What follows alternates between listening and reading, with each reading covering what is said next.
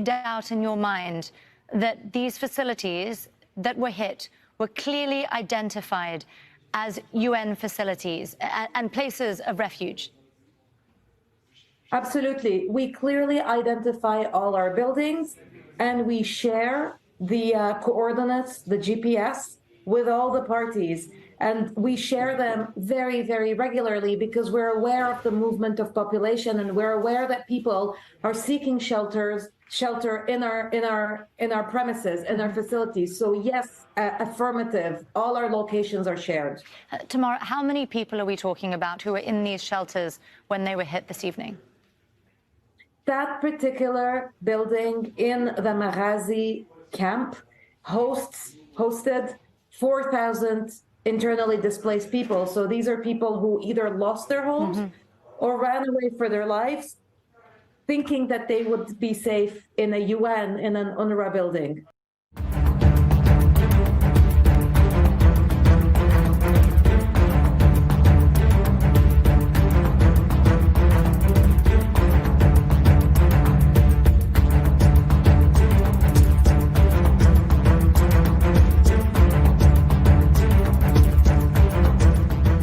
Welcome to the Daily Wrap-Up, a concise show dedicated to bringing you the most relevant independent news as we see it from the last 24 hours.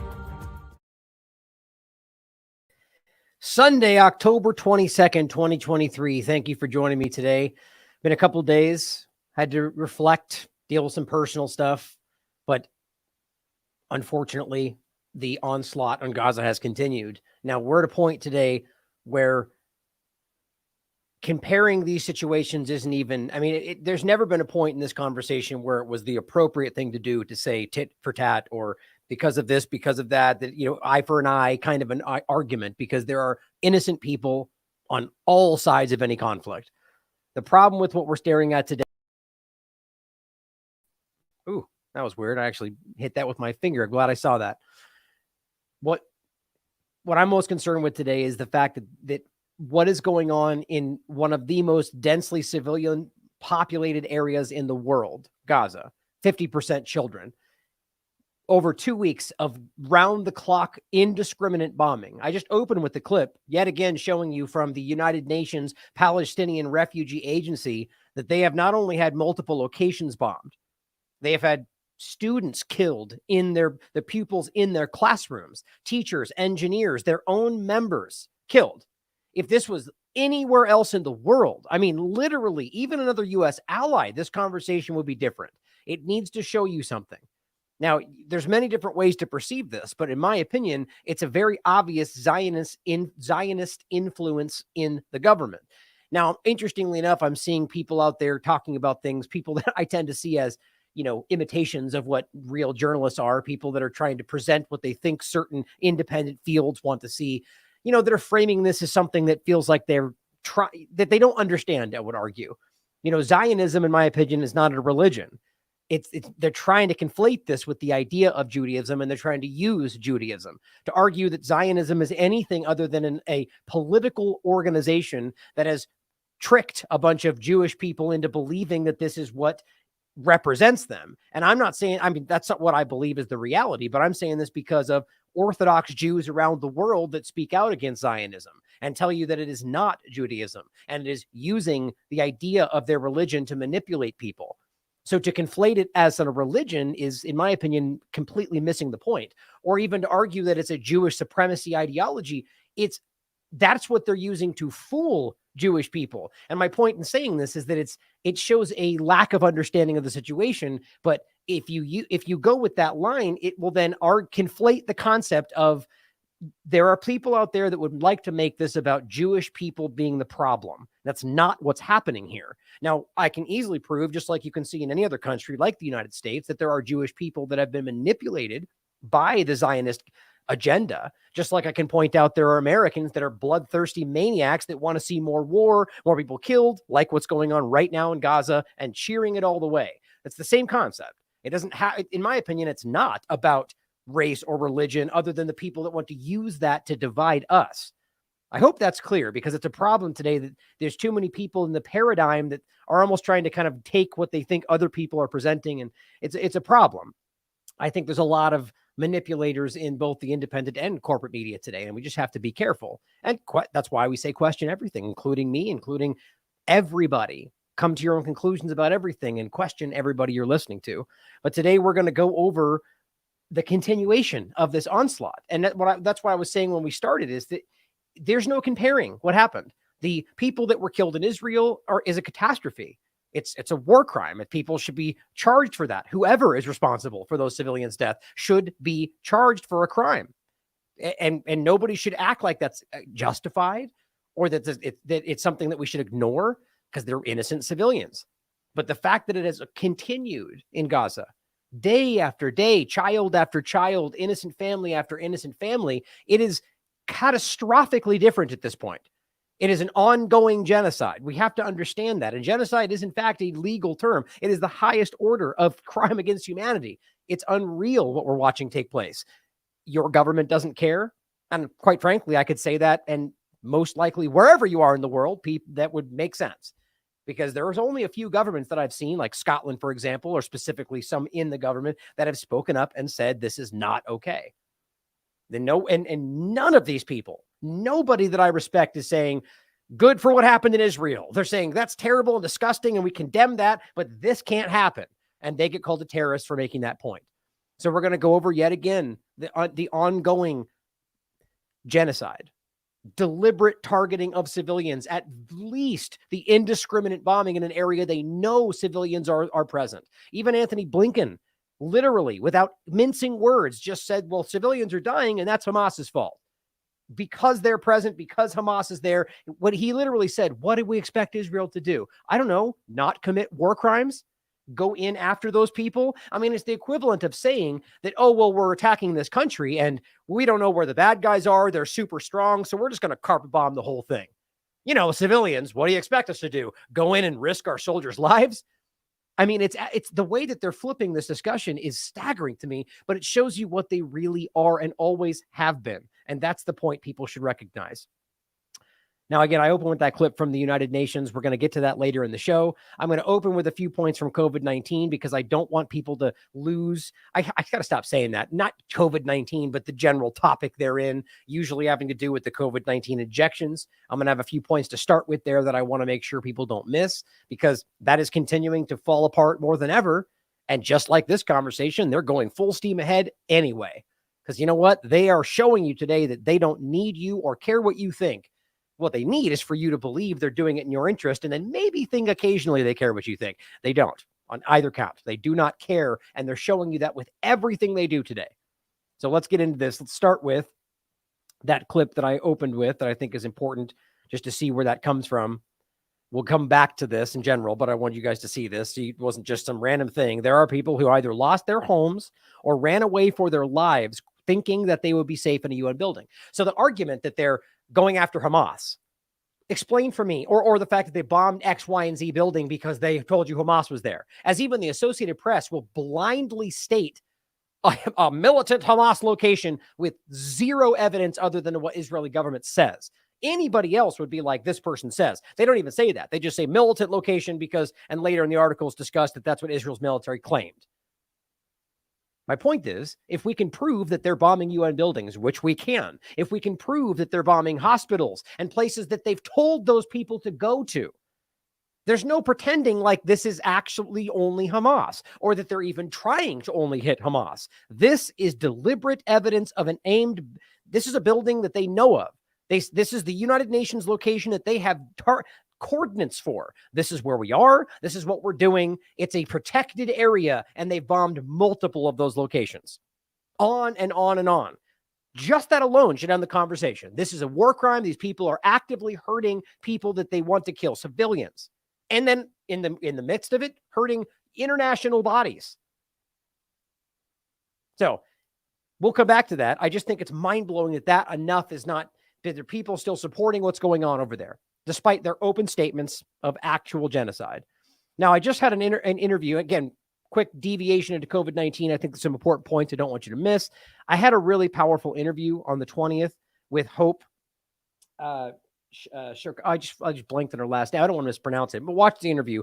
She's a very intelligent, well-spoken, caring mother who is fighting for tooth and nail to protect her daughter, Autumn. It's a sad story that it's ongoing, and I'm going to follow up with her if anything changes. And it seems that she's on the cusp right now of potentially losing her child. And this is not just my take on this. She's about to lose her child for caring about her daughter too much, for caring about the actions the hospital takes and daring to ask to be included in those choices. And then when they make mistakes, and it was something that she requested not be done, and then she goes, this is why I didn't want it done. Well, now you're a hostile person, and now you're a problem to the hospital, so they're going to lie about you, which is literally what happened.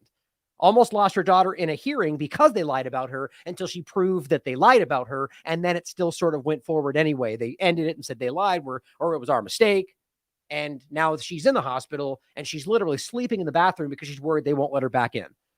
And it has to do with multiple things you guys are familiar with, blood transfusions. And yes, it does have to do with what you're thinking about. And ultimately, the argument or the point about consent, a mother's parental rights, and having to do with all sorts of different treatments and actions that ventilating, intubation, it's horrifying, guys. It's titled A Story of Medical Tyranny and a Mother's Fight for Her Child. I know everyone's distracted, and rightly so, with a lot of different things, but this is an important spotlight story that I hope you guys will take the time to look at, to listen to, and to help if you have the ability. If you guys are interested, I added this to the show notes on the article itself and on the main video platforms. If you're interested in helping her, whether that's financially, whether that's just to give her some kind words, or if you're a lawyer out there or somebody with some kind of insight that wants to help, she needs representation because of this ridiculous dynamic about only certain lawyers can help if they have a certain accreditation. It seems like some bureaucratic nightmare where most of these lawyers she talks to don't even know what that is or know what it need. And the bottom line is she's finding it impossible to find representation. Please reach out and help her. And the point is, Remnant Nursing here is what you're looking at, is fielding all of her resources. So reach out through them. Let them know you're trying to contact Hope. And look, if you can't get through there, reach out to me and I'll try to get it to her. Or I will get it to her. Now, I want to point out a few things. Now, this was interesting. This is something Orwell shared with me. Now, I'm only pointing this out to note on. I want your guys' insight on this. Let me know what you find. I'm not sure if this is exactly correct, what he's stating, but I wanted to make a point about it anyway. Brian Ward, who I'm not entirely familiar with. I've seen his work. I've followed him in the past, but he points out, he says breaking, the CDC has declared, this is what I wasn't able to confirm today. And when I say that, by the way, that doesn't mean that I spent 5 hours and a half a day through a week trying to confirm this, and you won't be able to. It just means one of two things. Either I was looking and I wasn't able to find it, or I found it right before the show and I was only able to look for 10 minutes. Just don't think that means you shouldn't or you won't be able to. The point is, please look. And if you do, let me know.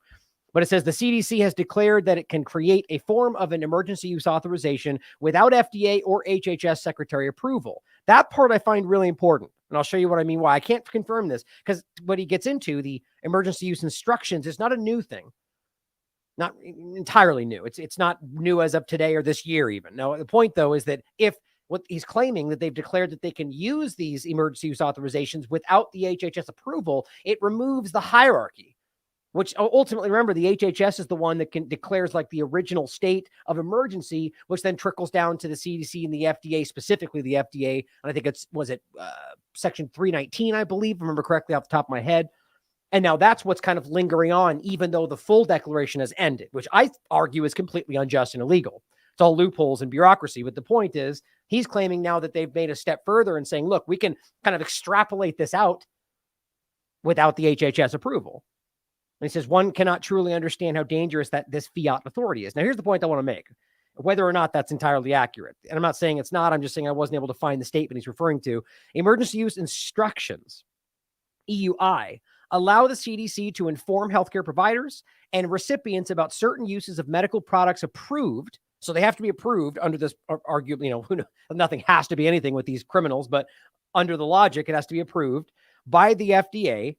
And then it's without the FDA needing to issue an emergency use authorization. So the argument being, for instance, you have Comirnaty that was approved, they say, which, there's a whole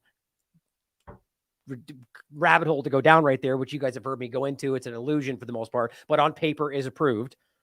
The point being that then they can say, 40,000 variants later, oh, well, we're just going to bump this in via emergency use authorization to the next thing or the next thing or the next thing forever. Or we have another virus, but you know what? Comirnaty is probably going to work if we just alter it. So we'll just bump it this way and give it another emergency use authorization since it's approved already. You see where I'm going with this? That scares the hell out of me. And we're already kind of seeing that. So this is what I think is most concerning. If the HHS is not included, they can basically use this one approval forever if they just finagle the way it looks. That concerns the hell out of me. The CDC director has legal authority to create, issue, and disseminate these EUIs for FDA-approved products. EUI, remember, emergency use information, inform healthcare providers and recipients about these products that are approved. Now, it says a true EUI is just that, emergency use instructions, on how to use products authorized under EUA. An EUI is not meant to create unlicensed uses of products outside congressional authority.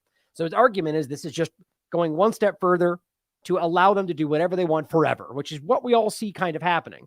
So let me know what your thoughts on this. If you have the statement somewhere, I haven't even got time to reach out to Brian. This was something I added sort of, an hour before I was starting the show. I plan on following up on this, but let me know what you find. Here is some information around the EU. This comes again from 2021, so this is specifically emergency use instructions. So that's not new. Wasn't able to find anything else about HHS. Orwell sent this as well. Some information you can read on. My point was simple. Even if the HHS is still included, and that's not even accurate. The point is that they can already do this based on the structure they've built. And I just wanted to make that point there. That concerns me, that they can just keep bumping this out forever, because we know with the new mRNA platform scenario, they don't even need new safety tests, new anything. They just pump in a new genetic sequence and they tell you, hey, we already tested this. 5 mice, nobody, who cares? Just take it. We'll tell you it's safe and effective. That's where this is going, and it scares me. Now, we already covered this on the 16th of April, 2023. HHS to extend the EUA jab indemnity to 2024 and forever is kind of the point. So if you want to get more research on that. Now, James Lyons Weiler put this out. Forensic analysis reveals fraud in the data Pfizer had versus the data Pfizer reported. Big surprise. This is the kind of stuff that's getting lost because nobody's, really focused on this as much as we used to be anymore. And we should be. Right. And the problem is that even when we were focused, no accountability was happening. What happened to East Palestine? Nothing. What happened to Lahaina? Nothing. Nobody ever gets held accountable. And you know why? I swear to God, this is the truth, because of the two-party paradigm, because of the jackals inside of the illusory paradigm that port people to direct people based on nonsense. Some of them are honest people that don't realize they're being fooled. And, maybe I'm wrong. That's certainly possible too. But I think we all know that the two-party illusion is a trap that keeps people lost. We jump from one story to the next, and we all do to a degree, but we need to realize accountability is paramount. We have enough evidence in East Palestine to put people in jail right now. The government doesn't care, but we do. Lahaina, same thing. The malfeasance was through the roof in that conversation, and nothing's happened. They're marching forward. It's really unnerving. And same thing right here. I've never seen a topic like the COVID-19 conversation that is this rife with evidence, and nothing is happening. Not only nothing is happening, these people are getting more powerful. It's staggering. It says, quote, he says there's a lot on Twitter these days, but this is huge. And I agree with him. Quote, our analysis revealed inconsistencies between the subject data listed in the 6-month interim report and publications authored by Pfizer and biotech trial site administrators. Most importantly, we found evidence of an over 3.7-fold increase in the number of deaths due to cardiovascular events in the BNT162b2, that's the Pfizer original shot, vaccinated subjects compared to placebo. That's almost a 4-fold increase in cardiovascular death compared to the placebo. Do you wonder why they swapped out the data? Same with the swap the shot too, just like the old swine flu conversation. It's like they don't even have any new tricks.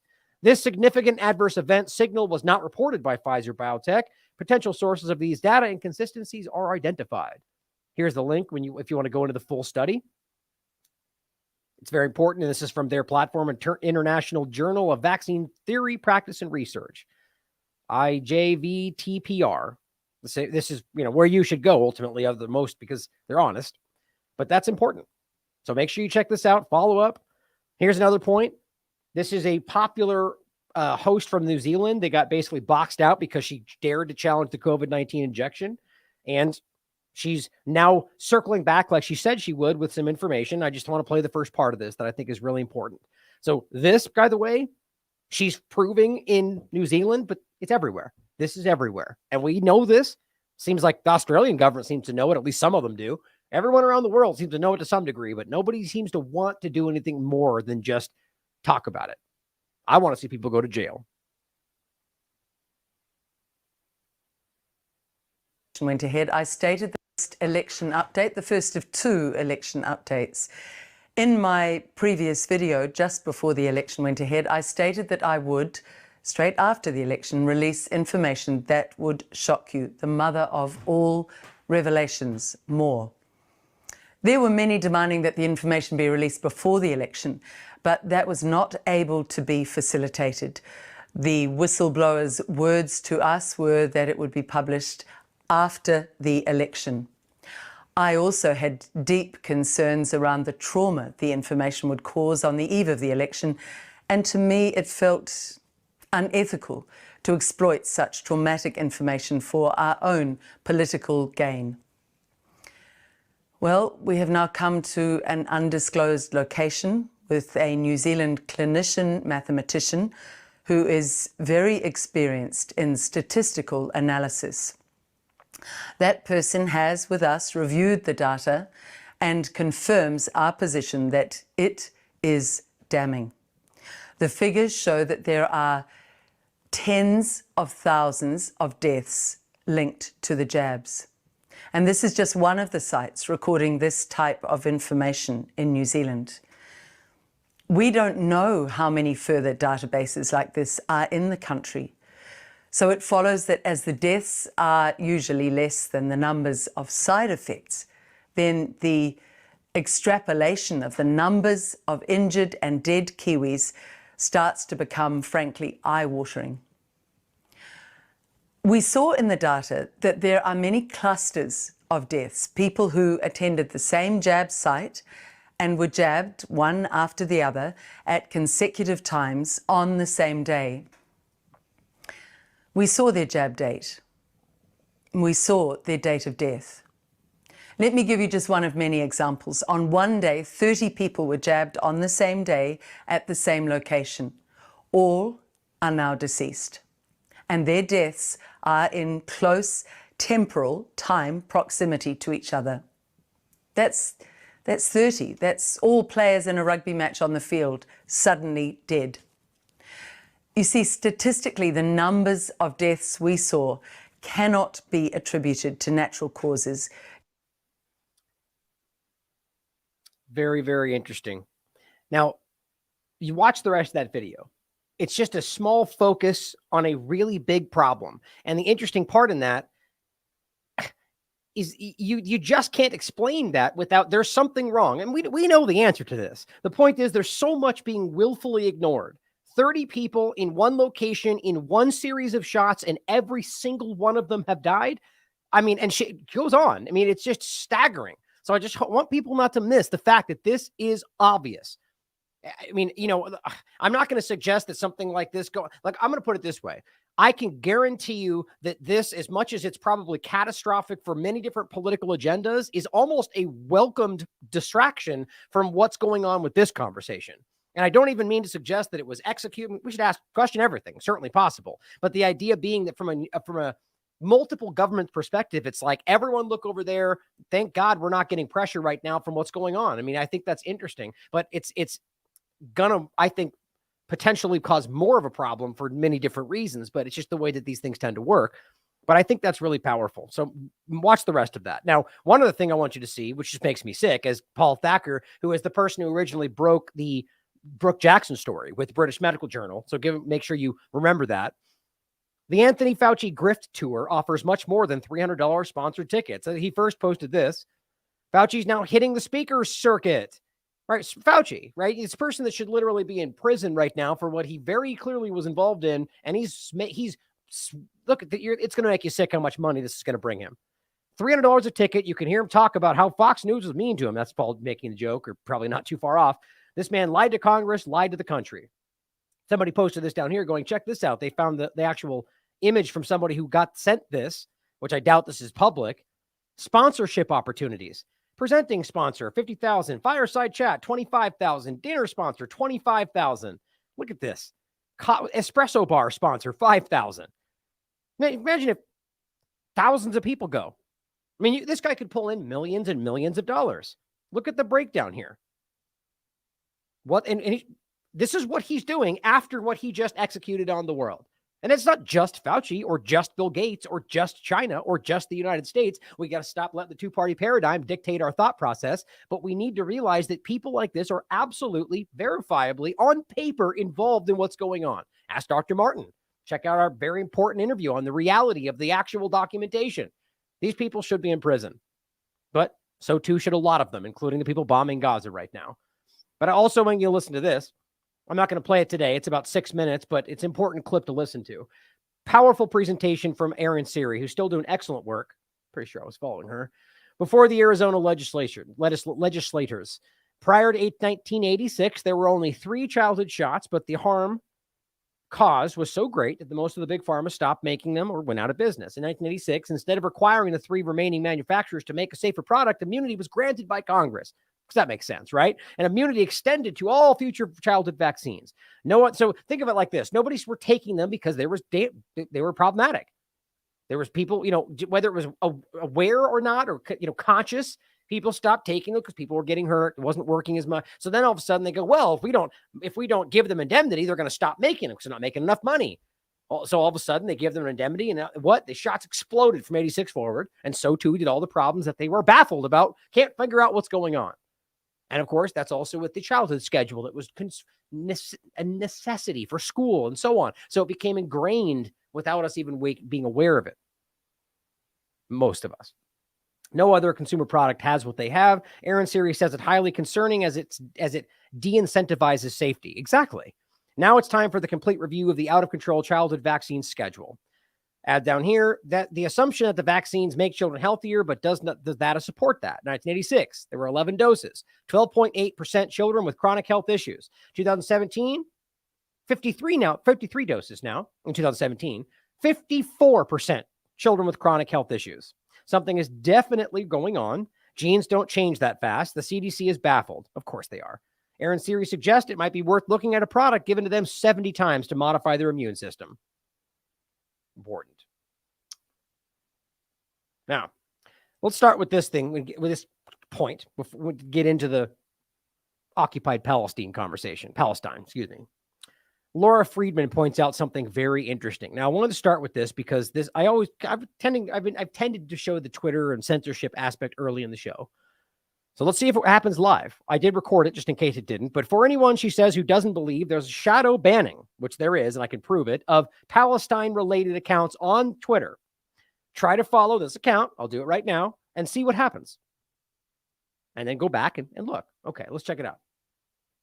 Palestine Action US. Now, I'm not familiar with this account. I'm not promoting it. I don't even know. I haven't had time to go into it and look at it. Not every account saying they support Palestine is honest and accurate and whatever. Just question everything always. But my point is that it's an account that she's telling you to follow. And I'm sure based on a quick glance, it looks like an account that's sharing many of the things that I look at too.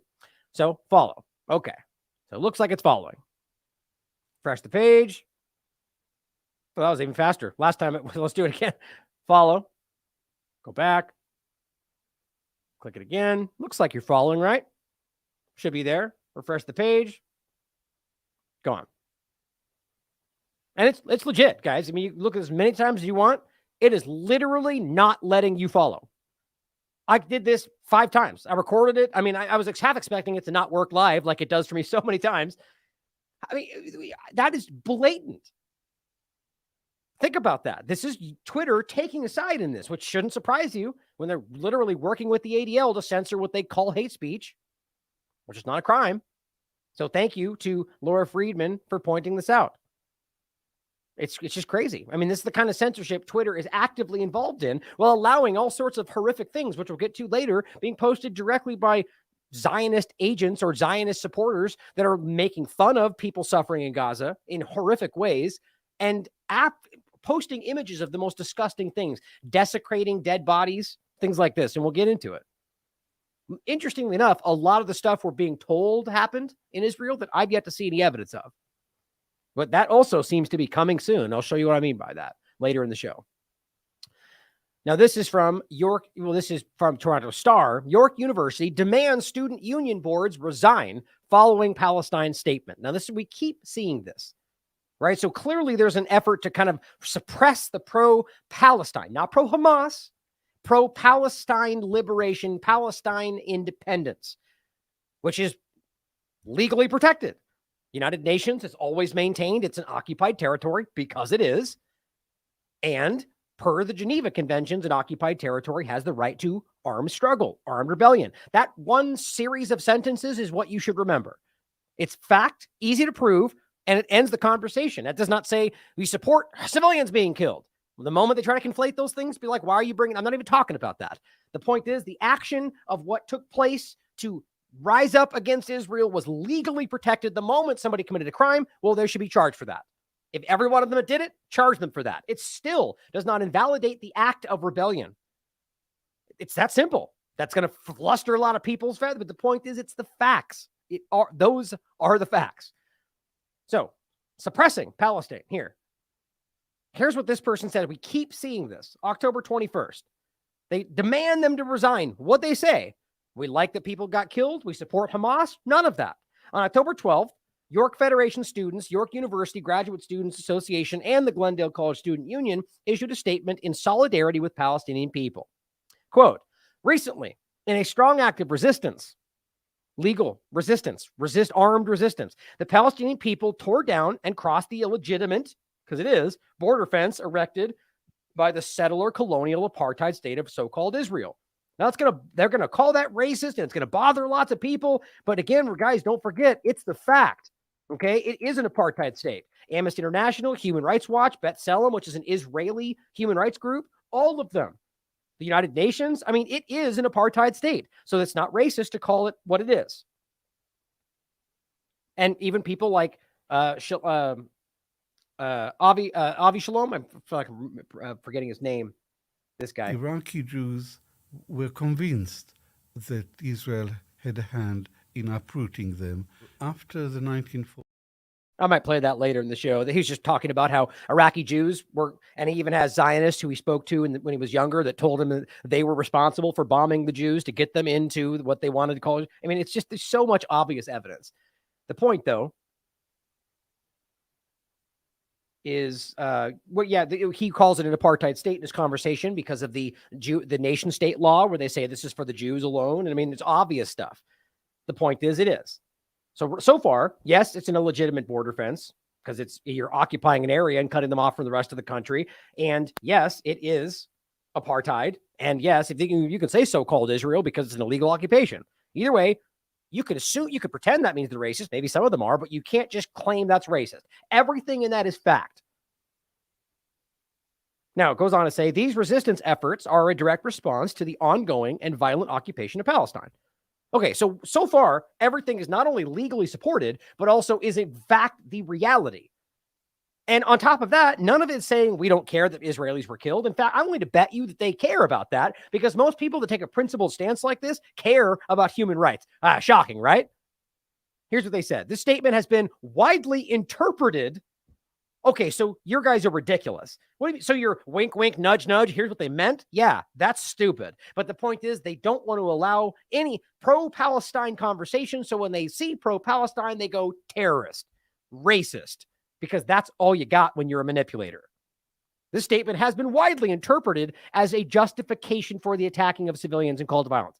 Well, that's quite literally not at all what it said, but that doesn't matter, you see, because it's about narrative control. And you are going to scare people from standing up for what's right if you call them a racist anti-Semite and then wage a massive campaign of canceling people and getting them fired from their jobs. And I mean, it's overwhelming. But this is my point. It's being suppressed and censored and controlled. And I'm going to get to a point later in the show where we can prove that Israel, the state of Israel, the Zionist state of occupying Israel, is literally paying people online to scream pro things about Israel and to say disgustingly negative things about Palestine. Verifiably, but it shouldn't surprise you at all. Now, before we get into everything, I thought this was really interesting. This is from Noor Ode, hashtag no justice, no peace, which, by the way, is interesting because now it's being stated as some people in regard to Palestine, they go, CC terrorism. Now, for some people on the right, they're going to still say that because they said that was the same thing they meant when the Black Lives Matter groups were saying it and so on. But there's a lot of people who supported things like that and are now saying, look, terrorists. And it just shows you the hypocrisy. It's all over the map, like always. There's people on the left that are supporting some part of this and support, some people on the left that are actually taking what I argue is a balanced stance and saying crimes in Israel, but this is happening in Gaza and we should care, and they get called a terrorist. But there's some people on the left that are just completely pro-Israel. On the right, there's pro-Palestine. I mean, they're always trying to force this into a paradigm thing as always, but it's usually not the case anymore. You know why? Because people are waking up in lots of different ways. Don't forget, only less than 2% of people even took the new shot. That's why they're like, well, let's all focus over here because we're failing and we're going to go to jail if we don't focus on something else. Anyway, they point out Palestinians do not view their plight. Now, first of all, this is this person's opinion, but quite frankly, I agree with this. I'm not going to say that there's not Palestinians that absolutely hate every Jewish person or every Israeli or want nothing to do with this. Or want to just, there's always going to be a person in any group that has the extreme view. Same thing on the Israeli side, same thing on any side. But the point is, in my opinion, this very much does represent the larger movement. And from my experience, the average Palestinian, like I speak through people like Robert Inlakesh, or by the way, plenty of other people that I engage with online or know personally, and will tell you that this is absolutely repugnant to the idea and the not just religious perspective, but just ideological, just the way that they live their lives, integrity. Now, yes, I could be wrong about that, and so could they. But again, my opinion, if it matters to you, is that this is more accurate than anything else we're hearing. Palestinians do not view their plight for freedom as a Muslim versus Jewish war. If Israel defined itself as a Muslim state, Palestinians would still oppose its occupation and oppression. Think about that for a second. I agree with that. It's not about the only group really framing this, and I'm not talking about Hamas, I'm talking about Palestinians. He makes a point about Hamas as a religious war, like Lindsey Graham put it, is the extremist religious entities that are making a theocratic state right now in Israel. If Israel defined itself as a Muslim state, they would still oppose its occupation. The Israeli establishment, especially the right, insists on fomenting religious fervor. Well, they're open about that by advancing a messianic agenda that is openly hostile to the other, whatever that would be in this case, the Palestinians, in a zero-sum approach. You will hear some Palestinians refer to Israelis as Jews. That's where that comes from.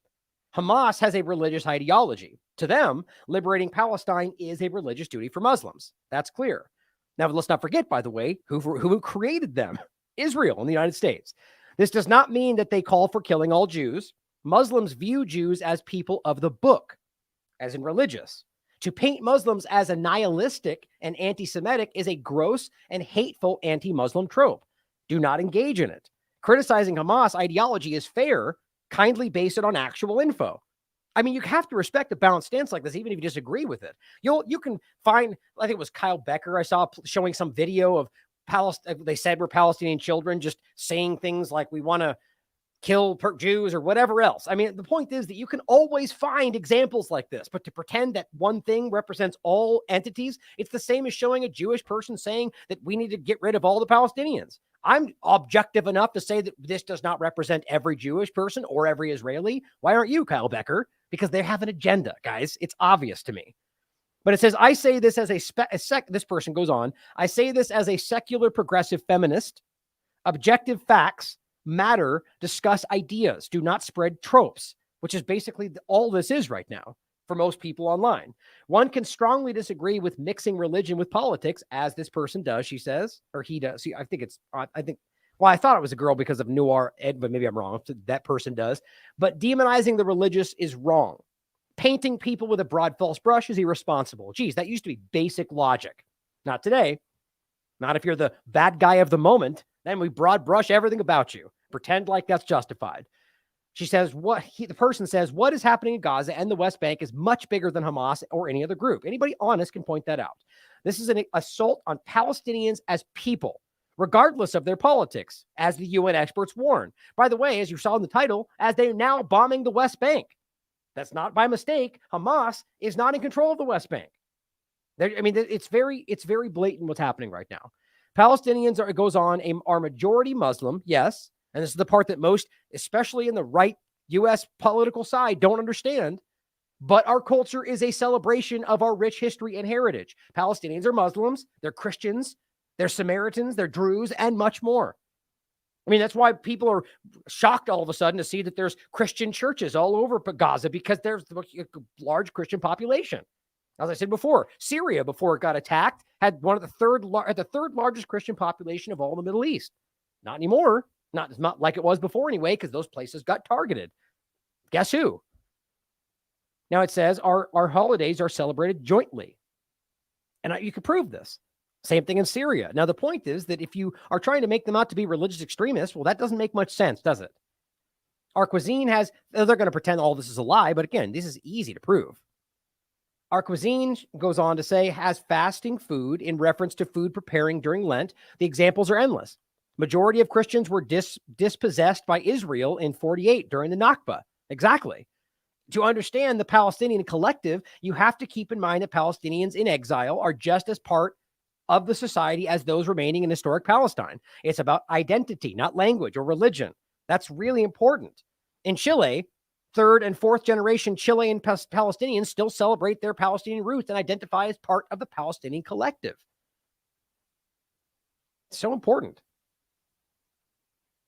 Now, let's not forget, in the 48 Nakba, the ethnic cleansing, a lot of the Christian, I mean, in most of these cases, let's not forget that you can see Palestinian or Israeli Zionists and Israeli Jews spitting at the feet of Christians all over it's seen as a classic custom that in some people's minds, not every Jew or every Israeli, but you can see it. And they'll state that's a classic custom. I mean, it's very interesting. So ask yourself how somebody like Biden can call himself a proud Zionist and act like a Christian that runs this country. It doesn't make sense. They're contradictory when you understand what Zionists truly believe. Now it says, of course, to end, that does not mean that Palestinians don't have their share of crazies and fanatics. Exactly, because this person has balance.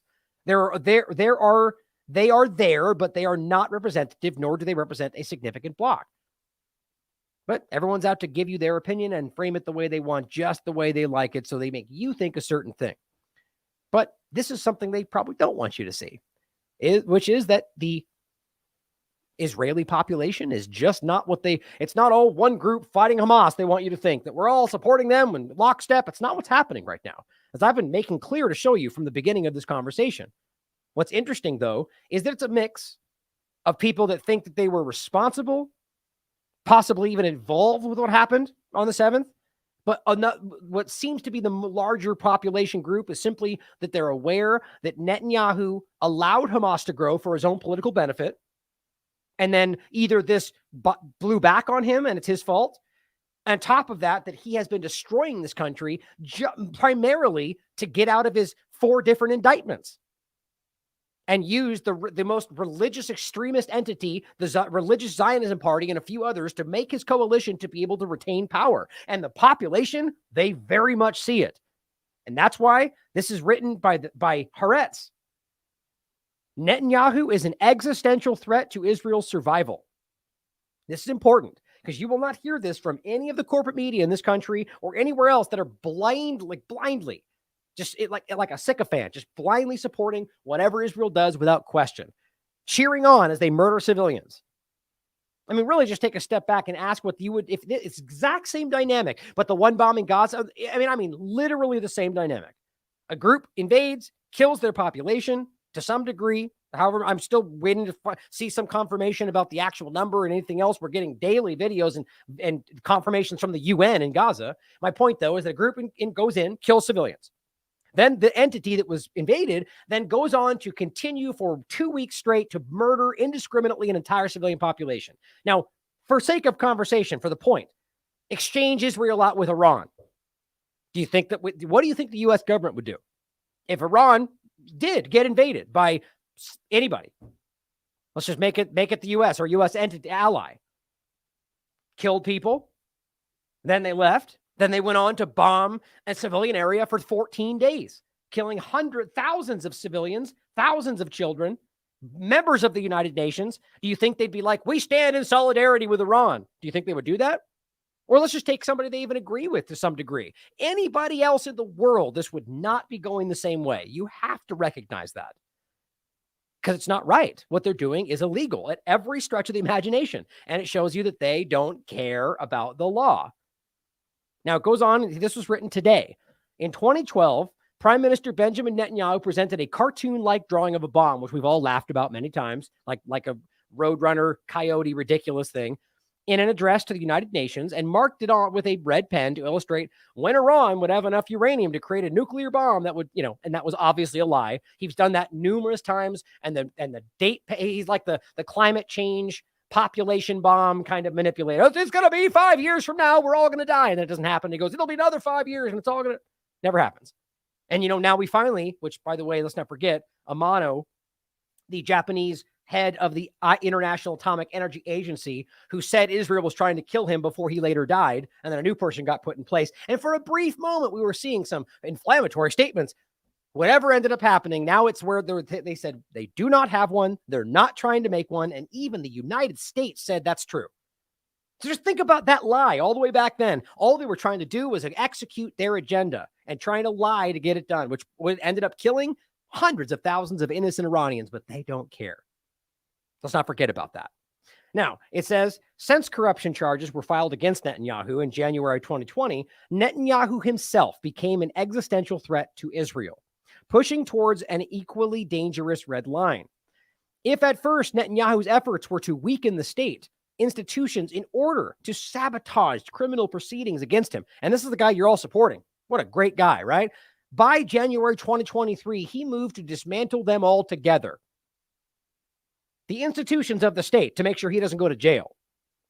Because, he totally wouldn't just kill civilians, right? Reducing them to such a low level of functionality that Israel, in many aspects, began to resemble a failed state. This is scathing. Why did he do this? He asked. He believed that he was betrayed by the state itself. That's interesting. As some would put it, the deep state. Interesting. Now, is that what he's saying? Is he trying to tap into some other manipulation, or is that what he believes? Interesting. So according to his logic, it goes on, it was not only necessary to take control of its institutions, which by the way, you're talking about a government head taking control of the very institutions that are meant to keep people accountable. Same thing's happening in this country, guys. We live under criminals. It goes on to say, but essentially destroy them. A key tool in this operation was his move to appoint loyalists with minimal qualifications, if any. So really take a minute and think about what this means in regard to their overlap and their appointment and involvement with things like Zelensky in the Ukraine or anywhere else. Appointing loyalists with minimal qualifications to benefit themselves. That's classic U.S. foreign policy. Overthrow a country, put in a puppet that doesn't care, take advantage while he rips the country apart, and we get what we want over and over and over. It's not new. The point is, he's doing this, and Israelis are sick and tired and screaming about it. And meanwhile, your governments around the world are saying everyone in Israel is in lockstep to fight the bad guys, and we have to support them. And they're trying to get this guy out of office. Many of them screaming, "You did this to us." It's like it's you know what? It's the same old, same old. They say we'll never allow two-state solution. Biden gets up and says they want two-state solution, and the Palestinians won't let them. Over and over, we get lied to.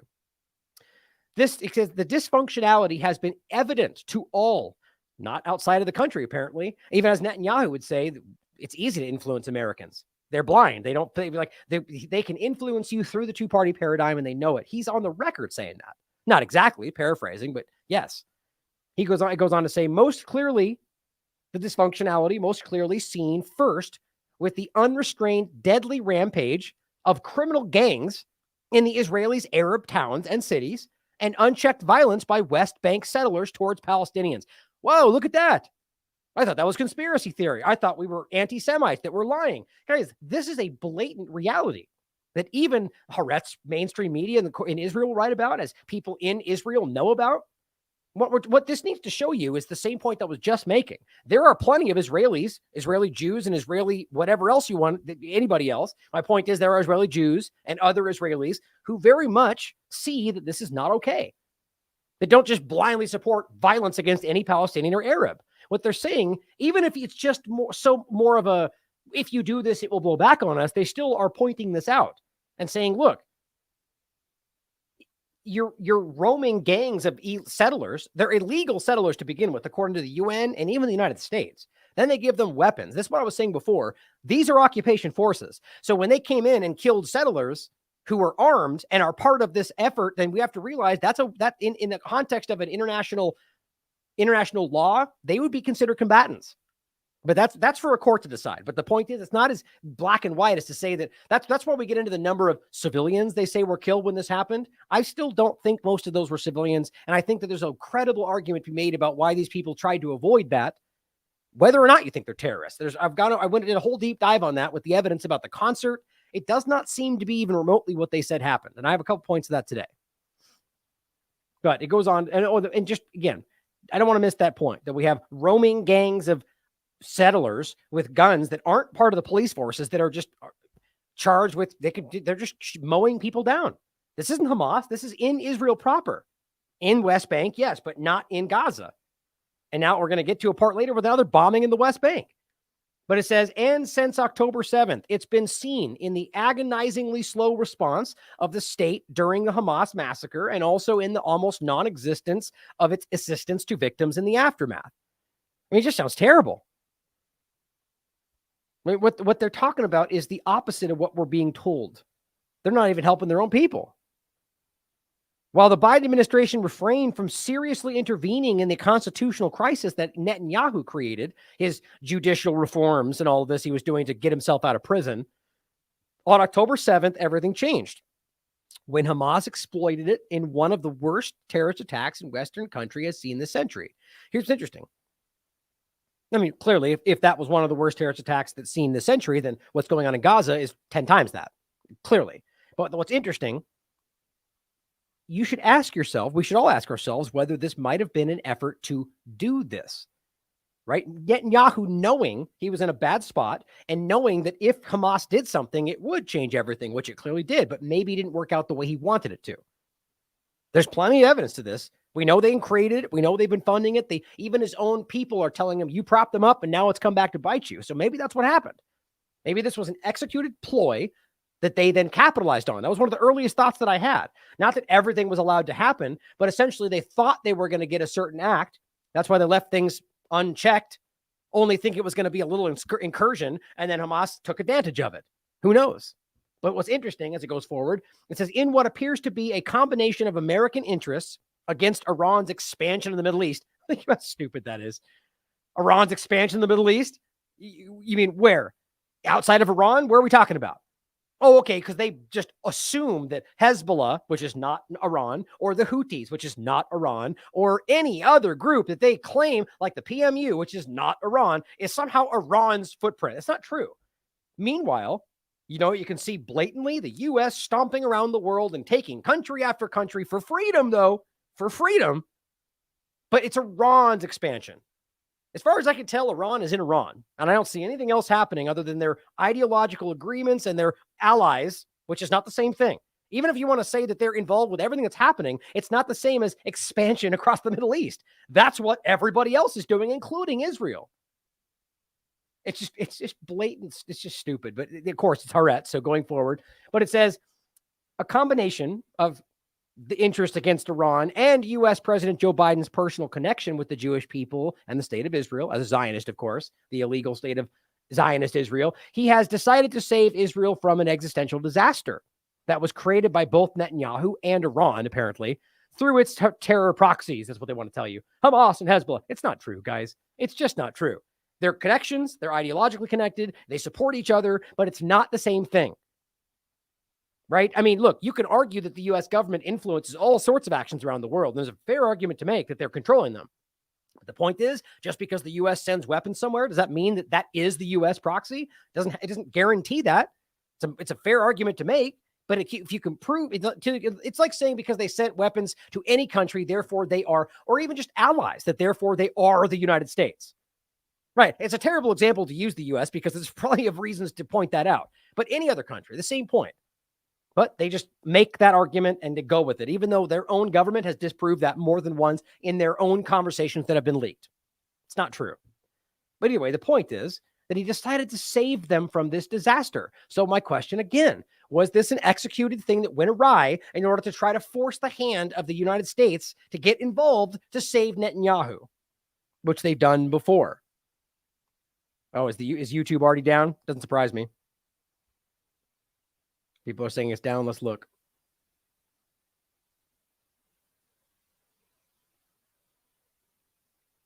Doesn't look like it.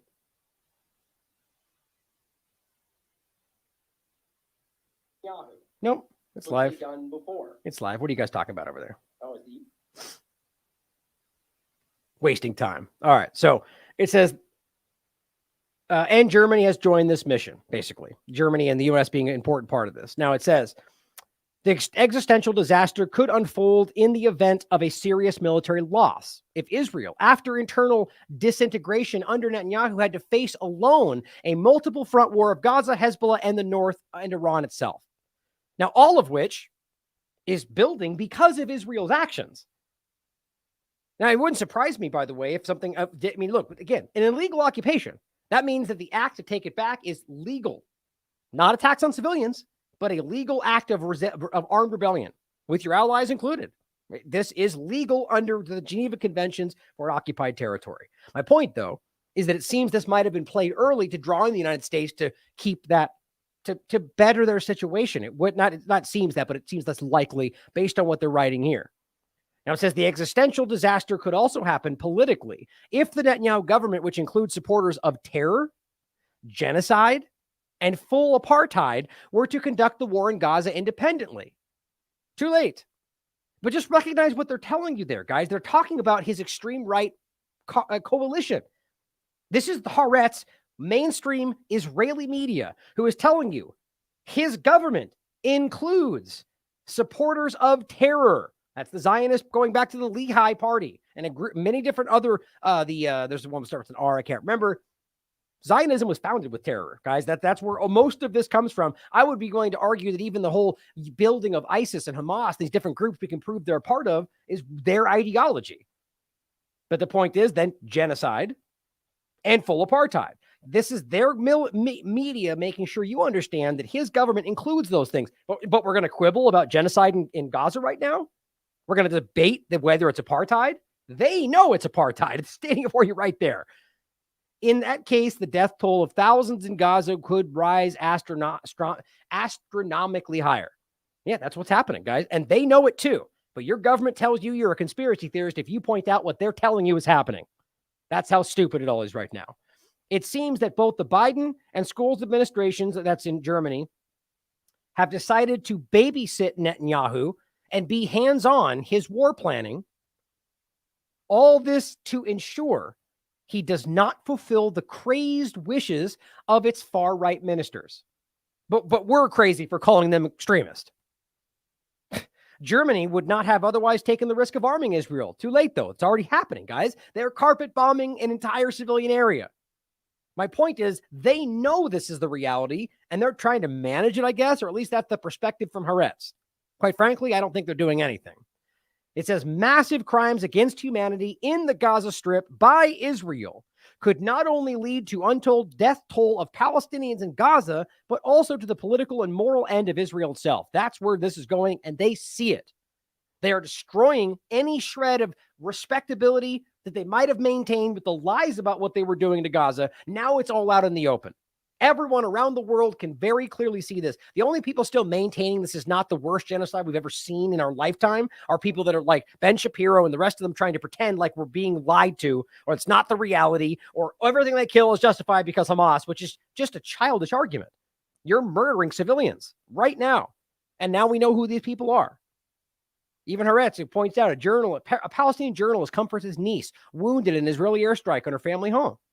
Is she Hamas? You don't just get to go, oh, well, Hamas might have been there. Which, by the way, they're not proving what they say. They just report that.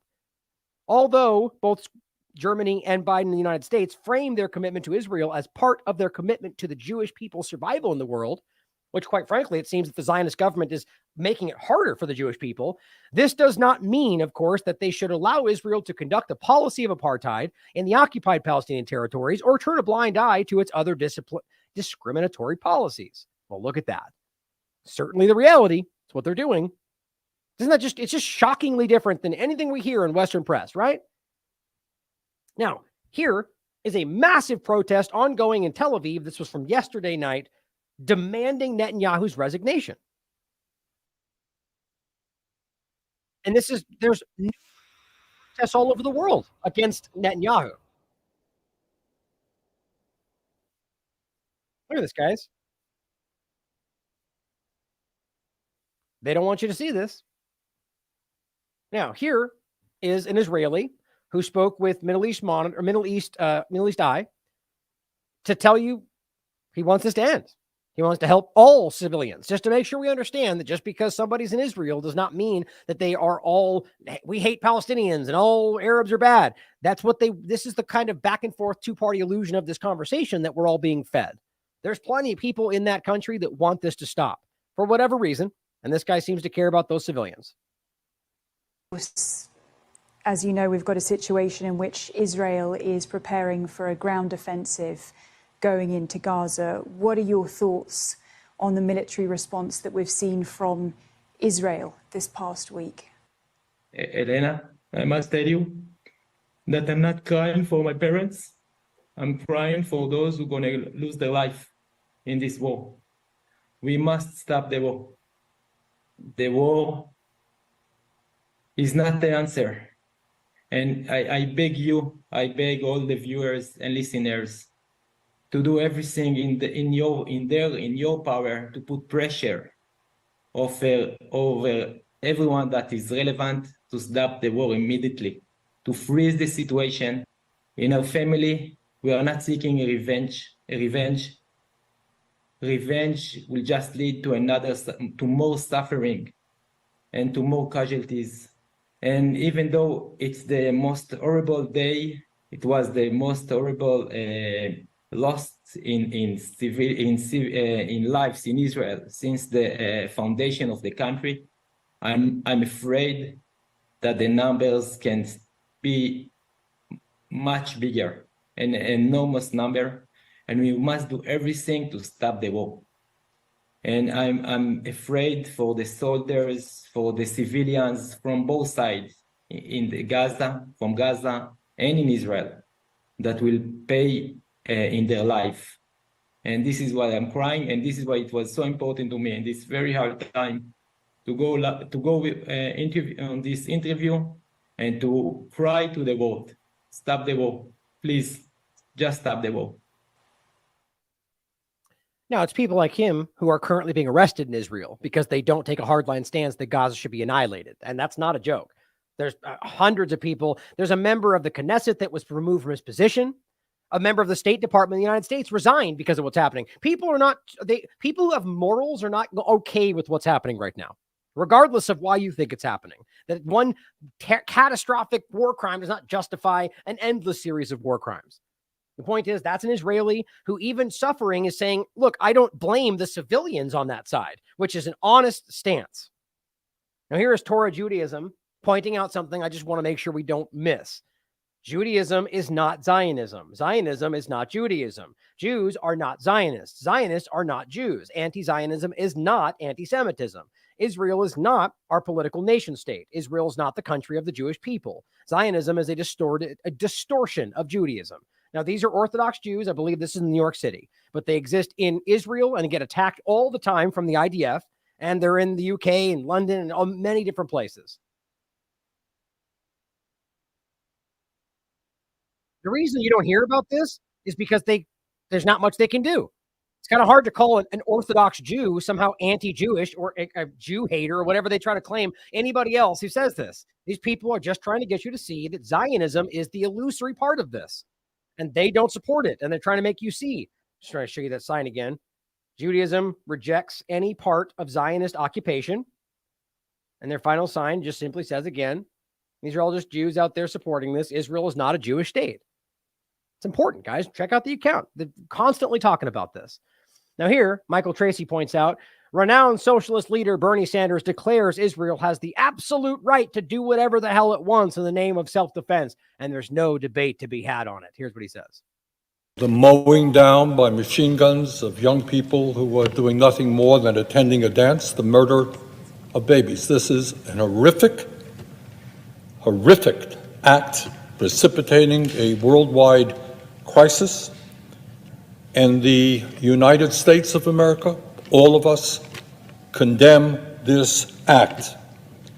And in my view, the state of Israel has the absolute right to defend itself against Hamas and terrorism in general. No debate on that. Now, if that was all you saw, sure. And this is a good lesson on how people can purposely manipulate it, share something in one part. You know, that classic meme where it shows the image. It's hard to describe, but you know, one side of it looks like a guy stabbing the other. Where you zoom back out and it's the reverse situation. You know, it shows the media perfectly framing it to make it look the way they want it to. Good lesson on this. Here's Michael Tracy sharing this with his own statement about how he says he can do whatever the hell he wants to. And what's interesting about that is he must have seen this other clip. It's the same group with the same headline. And that it even gets a fact check that says, well, this is only part of the video. Now, here's what's really interesting to me. Either this shows you that Michael Tracy did zero due diligence on this and just posted the video, because literally the next part will entirely change his entire statement. If all you heard was that, which at first I glanced at it, I said, oh, of course, that's disgusting. It's contradictory to everything Bernie pretends he stands for. But here's what he says next, which changes the whole meaning of it. But what I ask my colleagues to also consider is that while we fully appreciate the horrific attack by Hamas against innocent people of Israel, I ask you also to understand that right now there are hundreds and hundreds of thousands of innocent men, women, and children in Gaza. There you go. Who have lost their homes. They've been thrown out of their homes. They have no food. They have no water. They have no fuel. And I remind my colleagues that half of those people are children. Nobody else is saying this. Half Not really. of the people in Gaza are children. So yes, we are united in doing everything we can to destroy Hamas and their terrorism. But I implore you, do not take Hamas's inhumanity and brutality and terrorism against children who are 3 or 5 years old. I ask you to think for a moment. Now, that's interesting, right?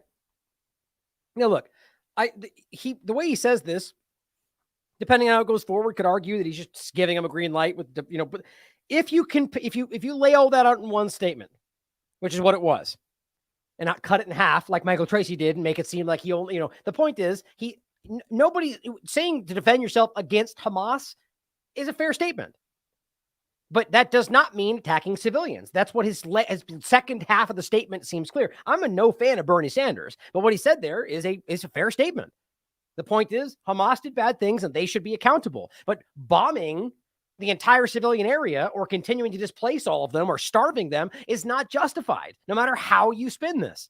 So I find it really strange that Michael Tracy would go, maybe he just didn't see it. I don't know, but the point's not about him. There's so many bad people out there pretending to be. The point is that's an interesting statement that gets cut in half and all of a sudden it looks very different. But I'm surprised because the way he said that, I agree with ultimately.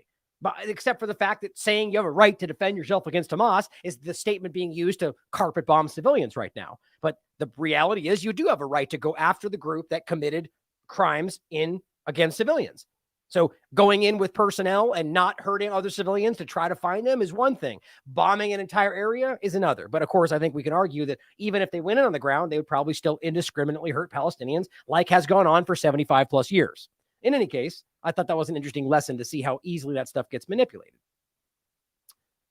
Now, you might have seen this here as Biden or as Bernie and the rest of them are, the point is President Biden asked Congress for a $105 billion national security package right now, including $61 billion more for Ukraine. You knew that was coming. And $14 billion for Israel. We give them almost $4 billion a year right now. That's a multi-year, 10-plus year package I think Obama put together. $14 billion more. They don't need your money. I mean, this is obscene. This is more and more. I mean, this seems like an effort to collapse something. I don't know how in the world we think this much money flying out of this country is going to make any sense. This isn't coming back. Quite frankly, it's not going to fight Ukraine or fight for any kind of freedom or any kind of independence or any kind of just action, guys. All of this is going to kill people. You are arming some of the most extremist entities on the planet right now. We need to make sure this doesn't happen. But quite frankly, they don't care what you think. It's probably going to happen anyway. But we still need to speak up and do something. So hopefully we can push these criminals out of power so this doesn't continue to happen with absolutely no pushback. But here's what Israel said, of course, today, again, for the 47,000th time. Israel has the right to defend itself, full stop. Was that really necessary? And as I said, well, name one nation on earth that does not have the right to defend itself. Go. It's a stupid, meaningless, nonsensical statement. Everybody has the right to defend themselves. So the reason they keep saying that is to make you think what they're currently doing is defending themselves. It's not. It's genocide. Doesn't matter how bad you think the first thing was. You don't just get to go over there and murder civilians back. That is called a war crime. Even if you believe what happened first was worse, it doesn't change that. Now, I then go on to say, now, after that, explain to everyone what the Bethlehem doctrine is. If you don't know, look it up. And I asked him, and why this concept that you are using is just manipulative tech terminology and broken logic meant to claim attacking someone is preemptive self-defense. And that's where this really comes from. The UK, the United States, and Israel, and probably others at this point, are the ones that we know that they use this doctrine.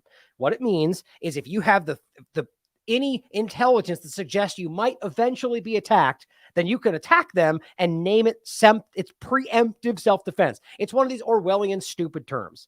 There's no such thing as preemptive self-defense. That's an attack. You attack because you thought you were going to be attacked, but still an attack. It's not self-defense. Especially since in many cases we've proven that there was never going to be an attack and they lied about it. So this is what we're really talking about. And they know that. But it doesn't matter, guys. This is a whitewash. Now, in regard to some shipments going through, which it does seem has happened, and getting into some of the more horrific things that have happened in general, as of 8 hours ago today, a second shipment of 17 trucks bringing aid into Palestine apparently has crossed into Gaza, as one yesterday apparently happened. But here's this is according to Egyptian media. I know, again, I'm being told that these were being inspected and that it was, in fact, aid. One important point I'll get to in a minute is no fuel, which kind of puts a whole if they don't have any fuel, it stops a lot of this from being meaningful anyway, especially if they have water, which is not drinkable unless they treat on and on. The point is that you are not giving them ultimately what they need. The fuel is needed for the hospitals, for transportation, for a lot of different things, for eating. But I'll get into that in a second. My point on that, first of all, was that apparently, yes, we have seen some aid go through, but that is after 2 weeks of nonstop, indiscriminate bombing in every possible area, including, it's not literally every possible area, but including the areas where they told them to go. The south, the crossing itself, hospitals, the UN locations. So let's not pretend like they're not indiscriminately bombing and even aiming at civilians. Robert reported on the 19th, Israel is already creating pretexts for bombing the aid convoys when they eventually let them in. They'll allegedly hit them, quote, if Hamas gets close. That's not what he's claiming. That's what they're saying. But the whole government in Gaza are technically connected to Hamas. So if they help distribute, Israel can strike and blame Hamas. He's just pointing out a logical fallacy or a logical possibility which they might use to exploit this. Now, the point is, it does appear that they've come through. But first of all, this is from today. Look at this reporting from France 24. This doesn't say Hamas, guys. This is Gaza. Technically scores killed in Gaza as new aid convoy arrives. Those are civilians we're talking about here, guys. We're not talking about Hamas. They're just every single striker's killing untold amounts of Gazans. And everyone seems to know that now. And now we've just skipped over into, well, it's Hamas's fault, so let's just keep going. This is atrocious. This is going to go down in history as one of the most revelatory. They've exposed who they really are. One of the most revelatory and just obscene war crimes. Not even blinking an eye as they just murder entire generations of families.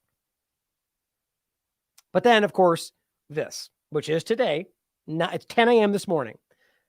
As those aid trucks are coming through, Rafah crossing bombed.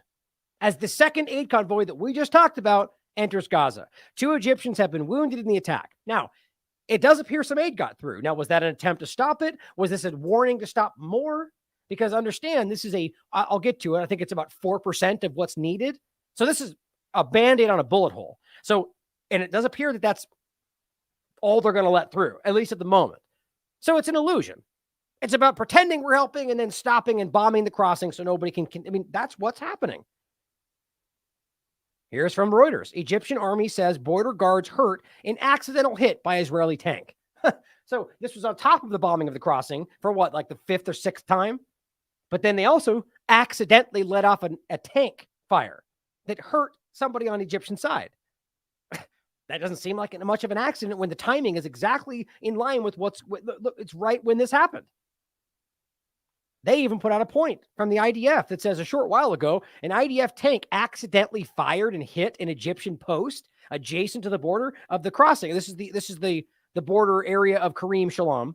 The incident is being investigated and the details are under review. The IDF expresses sorrow. Oh, really? I mean, that's pretty interesting, isn't it? I mean, really, what it seems to me, maybe that was an attempt to hit the aid, who knows? But ultimately, it's a statement, I think.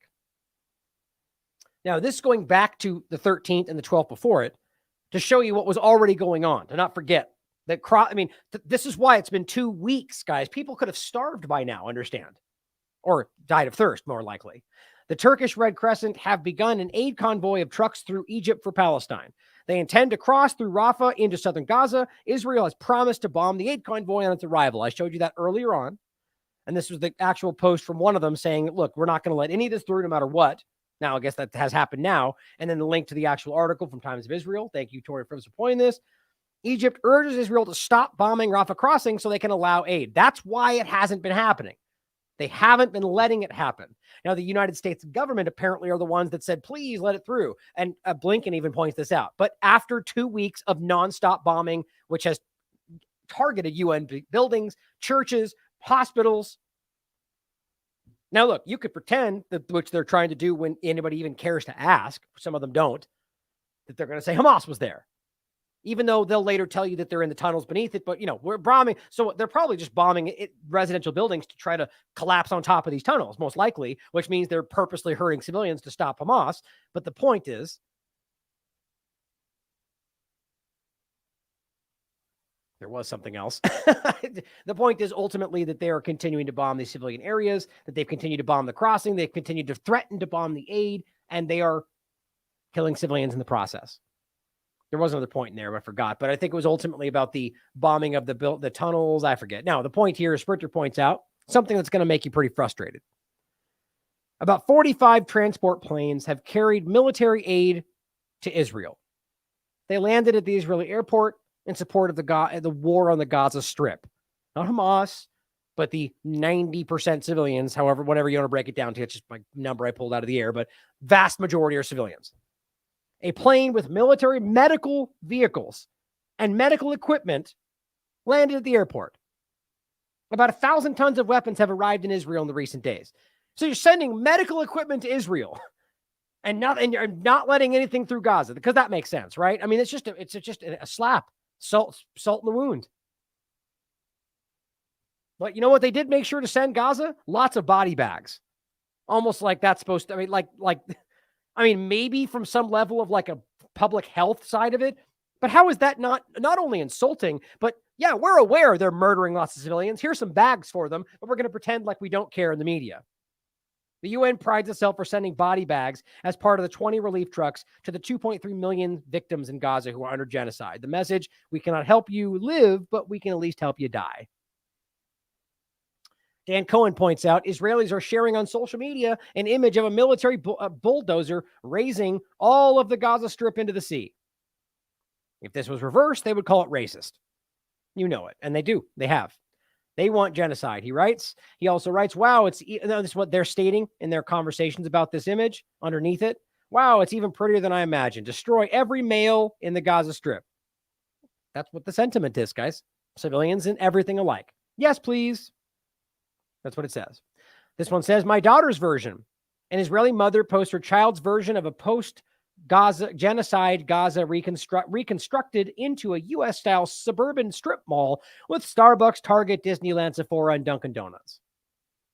Guys, it's disgusting. 2.5 million people, 50% children. It's just gross. These people want to murder all of them. I'm not. You have no idea how many of these I could have shared today. Pictures of these terrified children shaking in shock. They can't even focus their eyes because they're. I mean, it's just disgusting.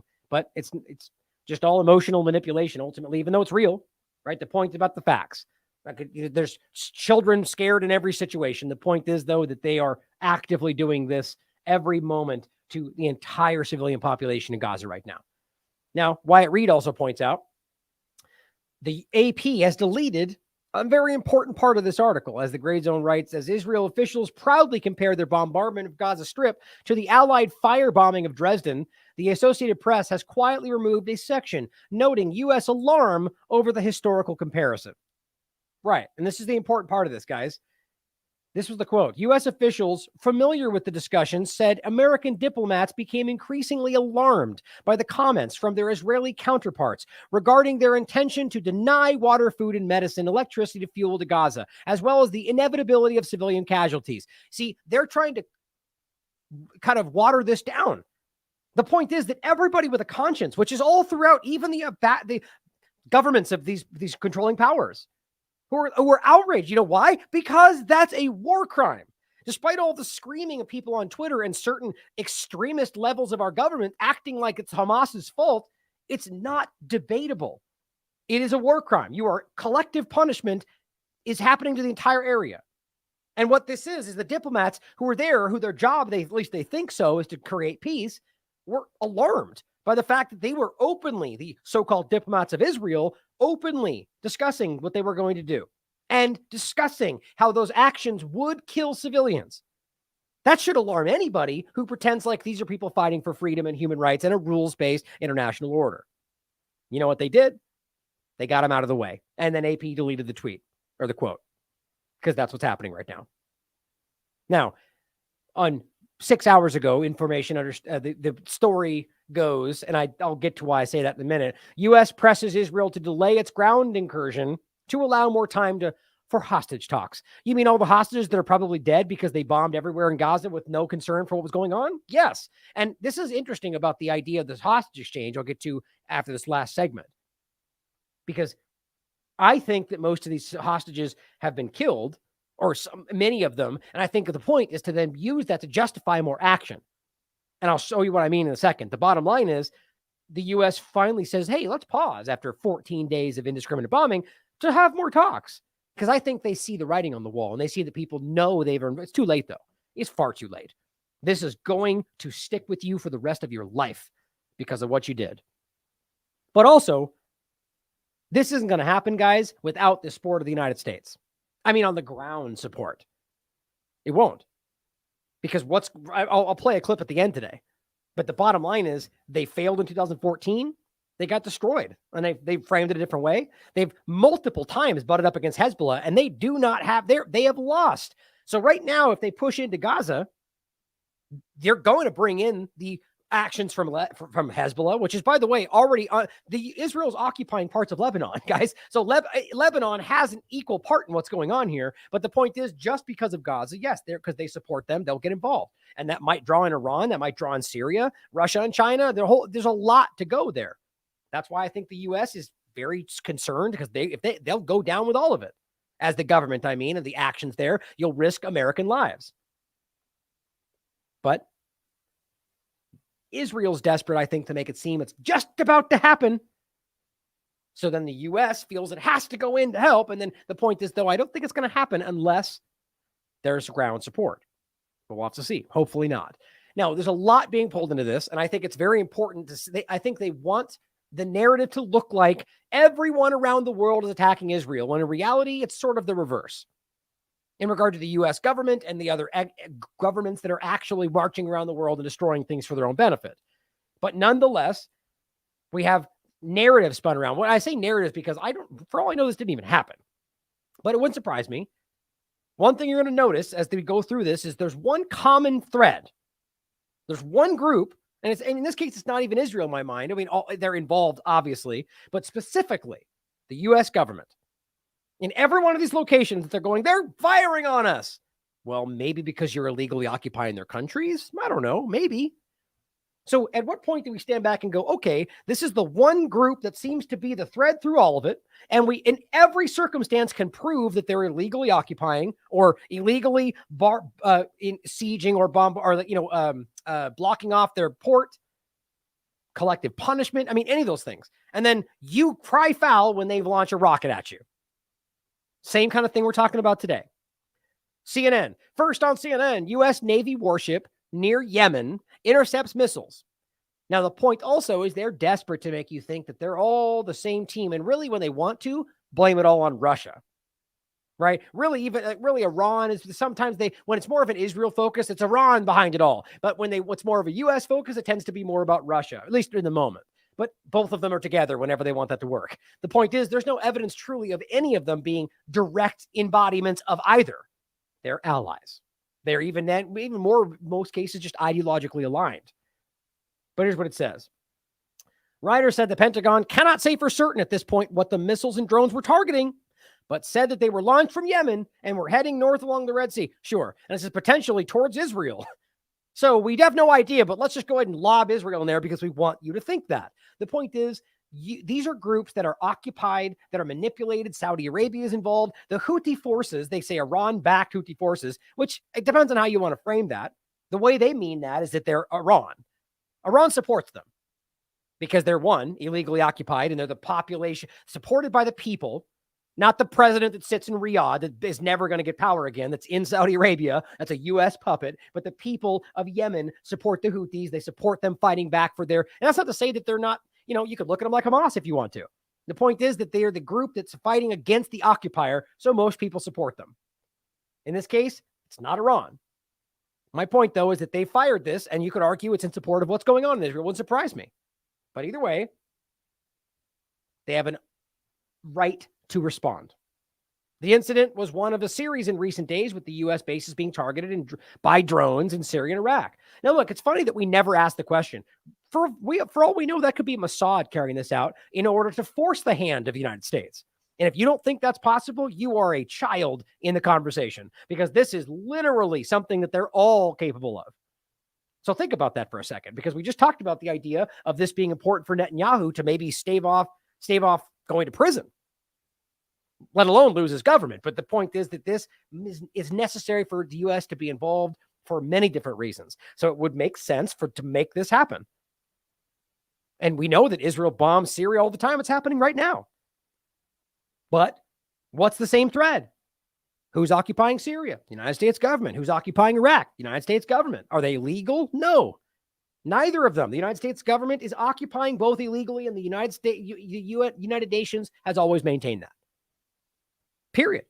So, same point. And when one of these groups bombs one of their bases, it's not a terrorist attack. It's a right of armed rebellion.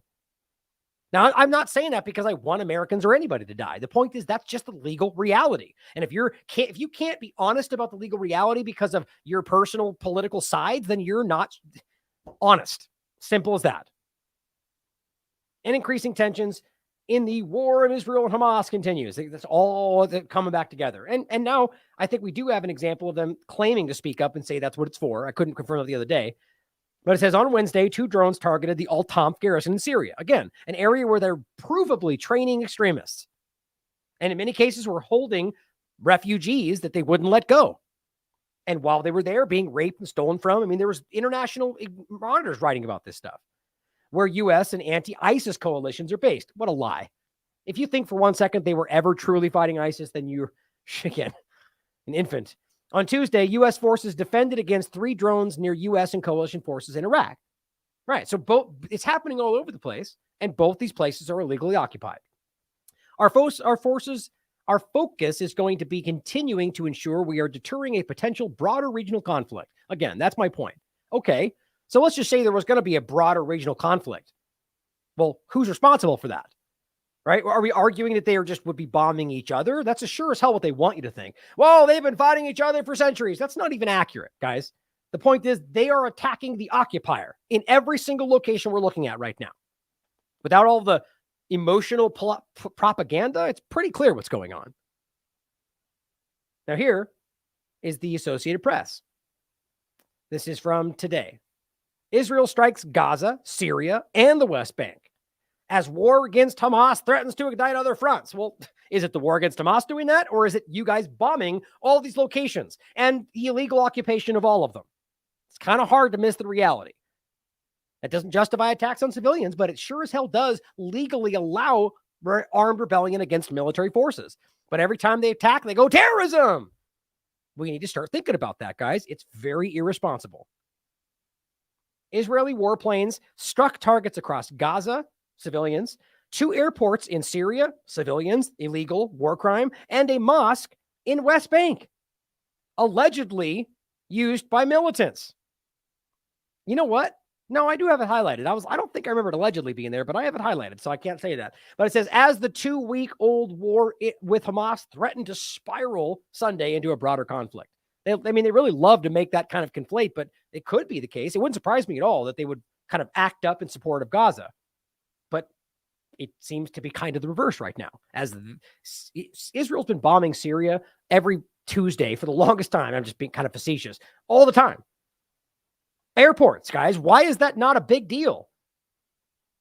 You have to understand, is Hamas in those airports? Or it's not the truth. That's not what they're claiming. Iran's not there. This is Syrian domestic civilian airports. And they bombed them. And nobody cares because, Syria bad guy. So it just doesn't matter. Their rights don't matter. Same thing's happening to Gazans right now. Crazy.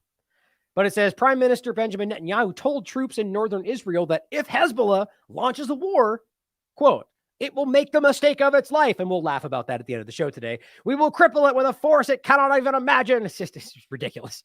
They're all laughing when they read that. And they know that too. This is a bluster that is not real. For days, Israel has been on the verge of launching a ground defense. For days, have they? We're just inching. We're waiting for the right. I mean, what do you mean? For days, they've been on the verge of. What does that even mean? Are they waiting for something? Are they waiting for more troops? Are they waiting for U.S. backing? That's what they're waiting for. It's not going to happen, in my opinion, without more support because they know they can't achieve this. But they sure as hell want people to think they're about to because I think they're trying to goad people into joining this effort. Israeli authorities said late Sunday they had allowed a second batch of aid into Gaza at the request of the United States. Yeah, good job, U.S., after 14 days of bombing civilians. Also, they bombed the crossing as that happened. Now, here's what's interesting. The Associated Press has the nerve to mention the United Nations refugee, basically the Palestinian Refugee Agency of the UN, only saying they've confirmed 14 trucks. I guess you missed the part where they bombed their locations and killed 30 of their students and 22 of their people. Great journalism, guys. That's cowardice is what that is. Nobody's mentioning that. No one's talking about it. You know why? There's no covering that up. There's no Hamas was there because these are documented locations where internationally held, where Israel is given the coordinates. They knew what they were attacking. We'll get to that next. Israel has not allowed any fuel to enter. So this is a kind of an illusion. Food, water, and as I'll get to in a second, 4% of what they need. So nobody's really being helped truly, if it even really gets to who needs it, but no fuel. Right? So there's no heating, there is no cooking, there is no there's no generators, there's nothing there's babies on incubators, there's people with monitors, there are elderly people, there's people that have needs in hospitals. They're running out. In fact, it's already out in most places. Goes on to say the Egyptian military said Israeli shelling hit a watchtower, that's what we were just reporting on, in Egypt side of the border, causing light injuries. The Israeli military apologized, saying a tank had accidentally fired. How does that even happen? The incident's being investigated. The UN humanitarian agency known as the OCHA said Saturday's convoy, the one yesterday, carried about 4% of the average day's imports before the war and a fraction of what is needed after 13 days of complete siege. Now, I don't know what added on the last trucks that came through, but arguably if the first one was 4%, I mean, at best, we could probably say under 10% of the total need. But I don't know. I haven't seen the numbers yet. Bottom line is, this is what they said next. The Israeli military said the humanitarian situation was under control. Oh, good. So after indiscriminate bombing of civilians, killing thousands of children, thousands of women, not even mentioning men civilians, UN locations, hospitals, schools, mosques, all churches, but we care about the humanitarian situation. It's under control. My God. Now, what the point is the UN is calling for 100 trucks a day. a day. Right? Let's realize they let, where was it? Hold on. Where did I just miss that? Right here. Shoot. How much was it? Oh, right here. Sorry. 17 trucks. They let 17 trucks through, just so you understand what's needed. 17. Okay. The United Nations is demanding 100 a day. So that's where we get this number that's basically a Band-Aid on a bullet hole.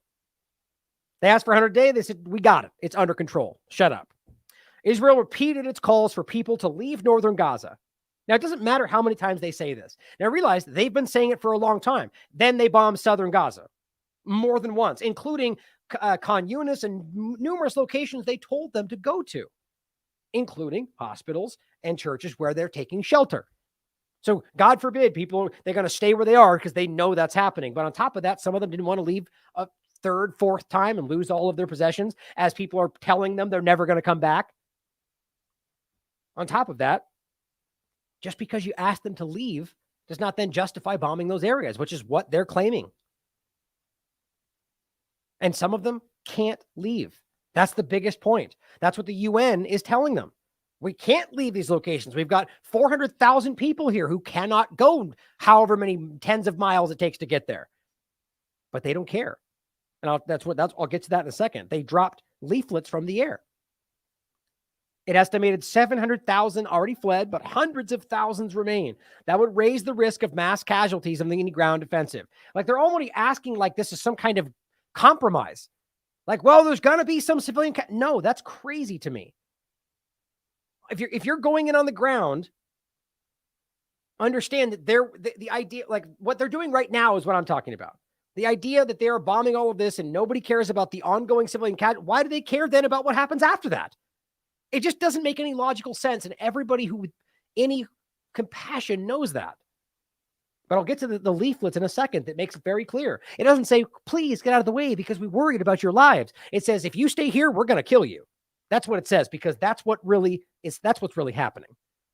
The WHO says that at least 130 premature babies are at grave risk, right? So all the conversations, whether you think they're real or not, about children with their heads getting cut off, which still we've proven that to be false, and yet nobody looks back and doesn't care.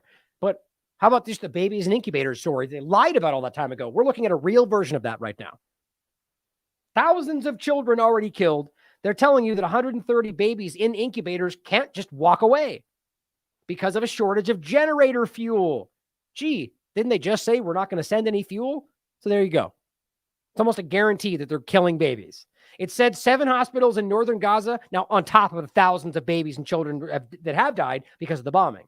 It said 7 hospitals in northern Gaza have been forced to shut down due to damage from strikes, lack of power and supplies, or Israeli evacuation orders. But strikes, guys, they're bombing hospitals. Not because Hamas is there, but because they're bombing hospitals. AP can point it out. The UN can point it out. But yet we're conspiracy theorists when we say it when corporate media frames it. Airstrikes also smashed through the marketplace in the Nusrat refugee camp. Witnesses said at least a dozen people were killed. A marketplace in a refugee camp. But I guess the Hamas, right? Yeah, because that's what he'll say. And that's what they'll say. If you're a conspiracy theorist, Hamas did it. There's just no arguing with this, guys. We're watching an extremist action backed up by extremist sycophants. Israel's military has said it is striking Hamas fighters and installations and does not target civilians. Sure, that falls like a lead brick. I mean, this is obviously false. I mean, no other reason needed than the United Nations building. There's no confusing that. They knew it was there. They have the coordinates. They've told them, they've contacted them saying, we're here and we have civilians with us. And they bombed 2 of their locations already, killing their own people. This is my point, guys. There's no, don't target civilians. It's a lie. Based on 1,000 examples, including policies to target children long before this ever started. U.S. Secretary of State Blinken, here's what he actually said. I want to punch something when I read this. To CBS, he said that Hamas was responsible, not just for its brutal rampage in southern Israel, which is what they're only responsible for, but the deaths of civilians in Israel's attacks on Gaza. He actually said that. He says, quote, it knew that in Israel's necessary response, civilians will be caught in that crossfire. Crossfire? I only see one bombing campaign taking place. Now, just because rockets are flying in response that are barely causing any damage, it does not mean that you can carpet bomb civilian locations, especially if you want to parade yourself around as the only democracy in the Middle East and act like you're somehow better than the bad guys. At best, you're exactly the same if you frame they're doing the same thing, because you're doing the same thing. Blinken is a maniac. I mean, we need to see this, guys. These people that could back this up, again, if it was any other country in the world, let alone one of the people they don't like, do you think they would justify that?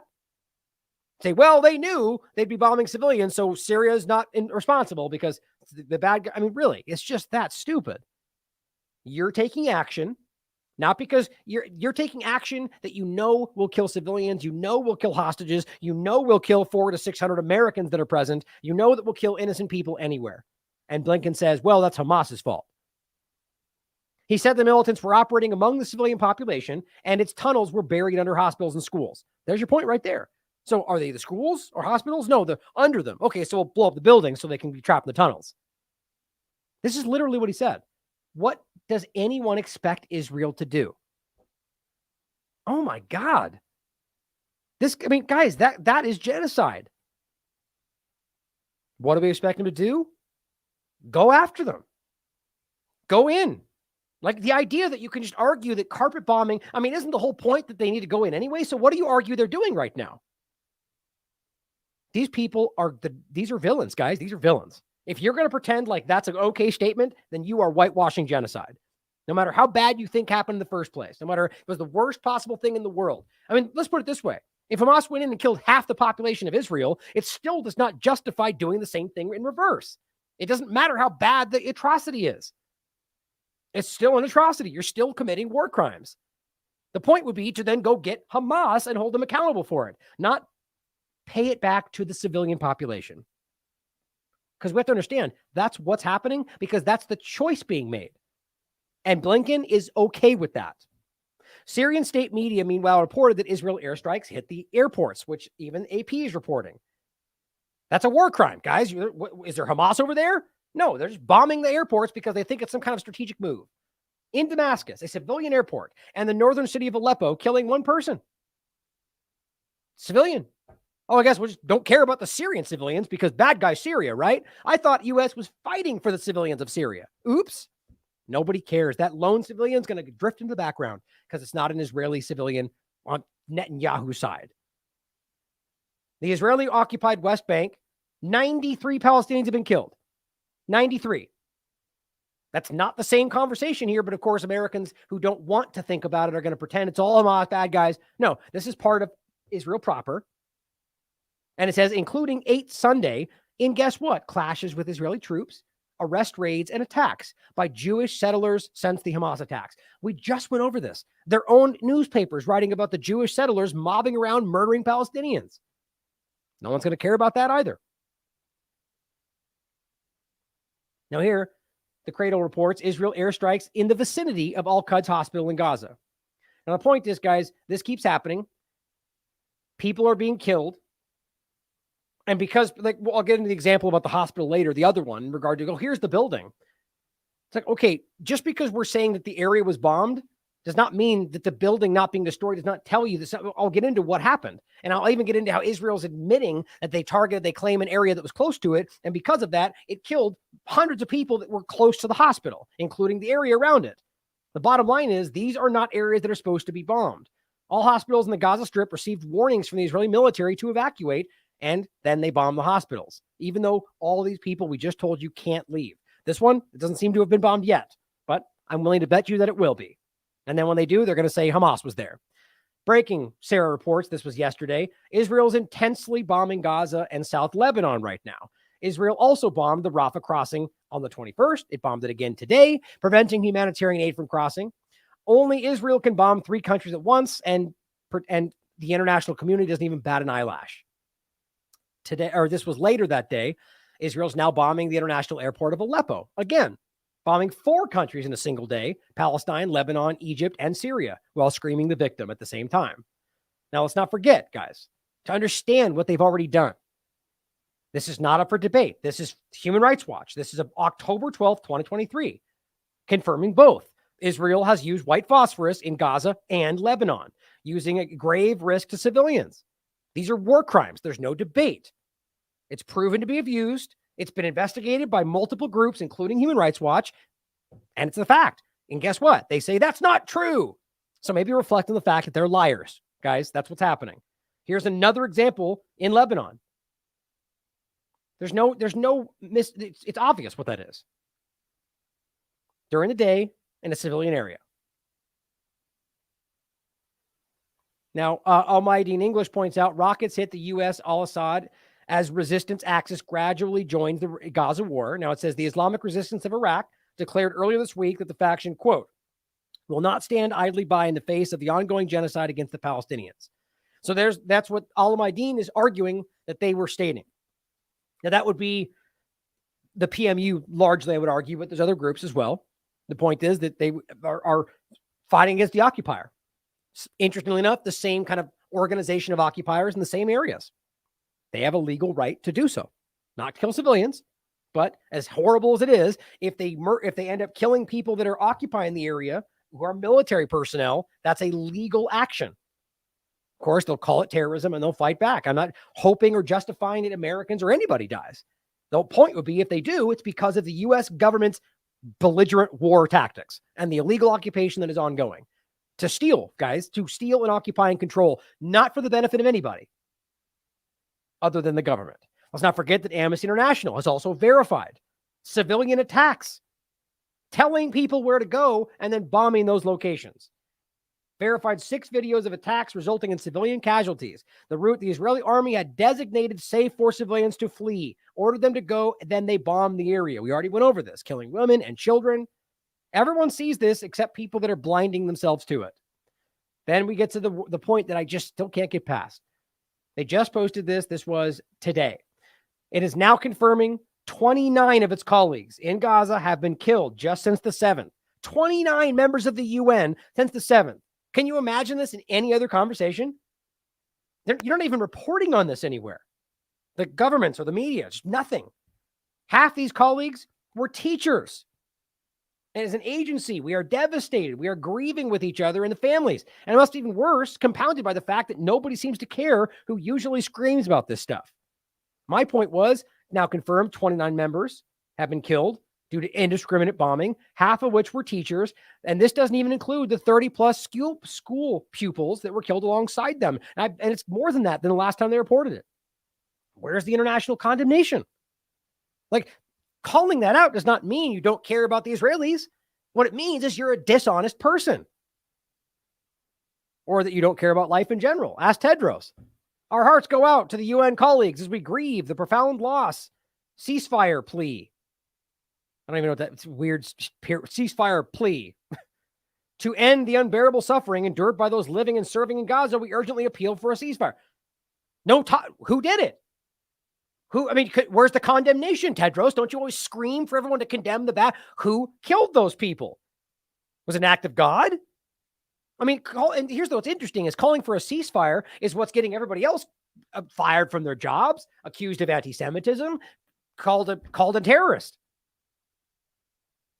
That is a wishy-washy, weak, feckless statement because that's who he is. Call for a ceasefire. We call for de-escalation on both sides, which is always where it ends up. I told you this in the beginning. Remember that? When this is what's happening, that's what they do. We call for a ceasefire. When it's the other way around, they condemn Hamas, they condemn everything, they call for action against them. It's a one-sided game. And what they end up allowing is killing Gazan civilians. Now, the UNRWA has also pointed out they'll run out of fuel in 3 days. On the 25th, they'll run out of fuel. 400,000 plus people that they're helping, and they'll run out of fuel. Because guess what? They just made sure none would come in. Without fuel, there will be no water, no functioning hospitals and bakeries. See my point? They can bring in 4% of food and water, but it's a joke. And then you ensure the thing they need to make sure they can even use most of those things. It says, without fuel, there will be no humanitarian assistance. They know this, guys. That's why they said it's under control, just the way they want it. No fuel will further strangle the children, women, and people of Gaza. Exactly. And that's why Israel made sure no fuel would come through. And then you got Blinken and them going, hey, good job, Israel, for sending aid. That's how this game is played, because these people are criminals. Now, they also point out, I played earlier, these are people, the 22 people that were killed, or specifically the 4,000 that were in the building that was hit. These are people that lost their homes or ran away for their lives thinking they would be safe in a UN building.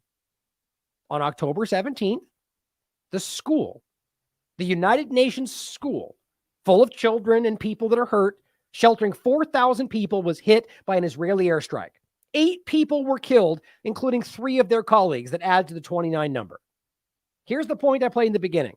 Israel is very aware of what this location is. This wasn't a bombing to the side of it and it kind of hit the building. This was a direct bombing of the UN building. Why? I think because there was Palestinians there.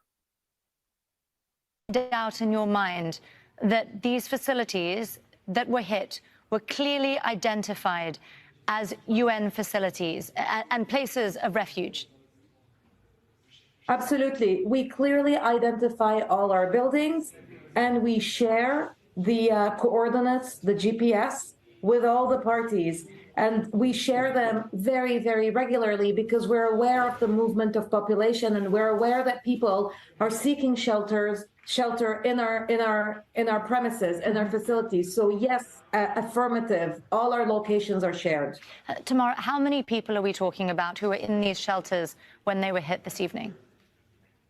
That particular building in the Maghazi camp hosted 4,000 internally displaced people. So these are people who either lost their homes or ran away for their lives, thinking that they would be safe in a UN, in an UNRWA building. Is there any... God, it just makes me so angry because it's so blatant. It's one of those moments where you have to see that these people are dishonest. The fact that nobody's bringing this up, not Biden, not Blinken, nobody, it shows you that they don't care. It's all a bunch of nonsense and lies and misdirection. They don't care about everything they claim to care about. They only care about power and control. And it makes me sad. But these people got killed. Realize they know that. Israel bombed this knowing it was full of children, women, and people that were hurt. Explain that for me. They have the coordinates updated regularly.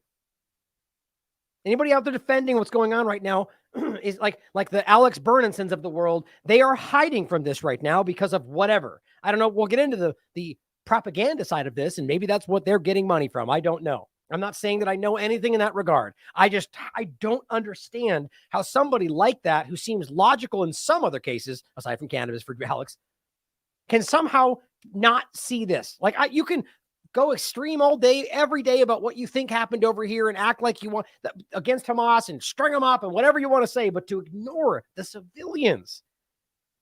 I mean, I know I've been harping on this for weeks. It just can't, it sits with me. People that I thought better of. I mean, my God, I just don't, it's not like they just don't see it. This is different than another news story. You know that there are people there, and now they just keep going, well, it's Hamas's fault. No, you're a horrible person forever. I will never look back on this and see you as anything other than a person that was willing to ignore that hundreds of thousands, millions of civilians and children were being murdered in front of you. And all you could say was, well, Hamas was responsible. That's going to go on your tombstone. Like, that makes me so angry. Okay. Here's what another one put out. This is also from the United Nations Palestinian Agency. We are devastated to confirm that 2 more of our colleagues, this is on the 20th, have been killed. The entire agency is grieving. That continues to advocate for adherence to international humanitarian law. UN staff and civilians must be protected at all times. Except when Israel is bombing, right? This is why I wanted to show this. So this is the United Nations, not Hamas, not even Palestinians, the United Nations saying civilians are suffering, and we call for international law. And here's what a sycophant Israel supporter, rather a Zionist supporter, has to say. If there was no terrorism, there would be no deaths. I mean, really? Okay, so my point in all of this is whatever you think that's logical or not, he's saying that to a UN location is protecting civilians, not Hamas, but civilians. So in his mind, all civilians, if you're an Arab or a Palestinian, it's your fault. This is the kind of racist, bigoted idea that is being put forward as the right side. It's horrifying. Now, yes, there are Palestinians that have similar views in reverse, but my opinion is that it's very slanted one direction, and that most people on the Palestinian resistance side, not Hamas, but fighting for Palestine to be free, have a very different mindset on things like this because they have been the victims of apartheid and oppression and occupation for generations. But just recognize that kind of mindset. Not Hamas, civilians, and the UN. He has the nerve to respond to the UN and say that. And again, I've said many times, I'm not a supporter of the body itself is manipulated every which way. But it still shows you that there's some kind, like you can use that to show you the kind of thing they often use against you and show you that they don't even care about it today. Here are the leaflets they put out. And I have checked the writing itself. This person says, Sons of Satan. He says, I guess just kind of like exacerbation. Israeli military throws warning papers at Gaza City, declaring that any civilian North Gaza Strip is liable for death. Now, the way that AP reported is that get out of the way. We're trying to help you, right? Adding a clear genocidal statement. Anyone who chooses to remain in northern Gaza will be considered a partner of a terrorist organization. That's not what they're saying. What AP is putting forward. They're telling you, if you simply stay here, I don't care if you're a baby. I don't care if you're disabled. I don't care if you're 99 years old. We're going to bomb you and kill you because you're present. That is Obama. If you're there, you're a combatant. It's the same kind of game, guys. I wonder where that comes from. Blinken and Biden and the media, no one's telling you this. They tell you they're carefully trying to move them out of the way because they care about the civilians. We're not targeting civilians, they tell you. Why? Because if we kill them, they're no longer a civilian. It's the same game, guys. Gaza residents are reporting a mass calls pre-recorded on a cell phone in Gaza saying that anyone left in Gaza is considered part of a terrorist organization. If you refuse to be ethnically cleansed, you are a terrorist. It just makes me sad. Now, there's not necessarily entirely graphic, but there's some hard stuff to watch, especially if you're, with children. So just be prepared. State of Palestine puts this video out of a pretty prominent journalist who is in Gaza. According to estimates, Israel kills approximately 120 children on a daily basis. Now, this is estimates, but look, based on the amount of children that are being pulled out of these buildings, the thousands of children that we can prove, according to international groups that have been killed already, that already wildly outnumbers the number that seems to weirdly continue to creep up on the Israeli side, even though there doesn't seem to be continual things happening over there. The point is that right now there is, we're told, 1,400 civilians, which I still argue most of which were IDF or at least settlers or so on.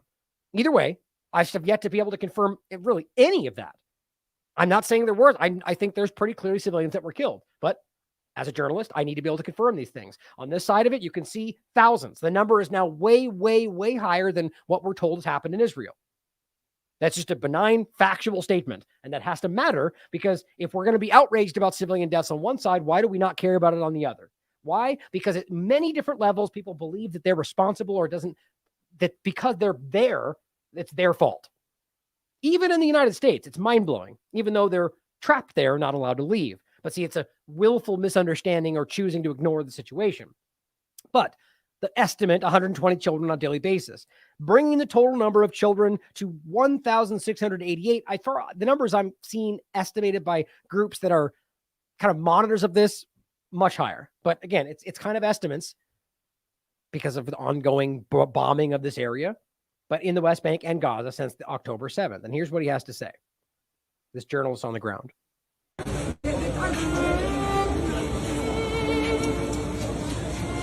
Can anyone just tell me what they did to deserve this? To be murdered in this way? And please. Is there any reason that these children, 2 years, 3 years, they're murdered in this way? They were like sleeping.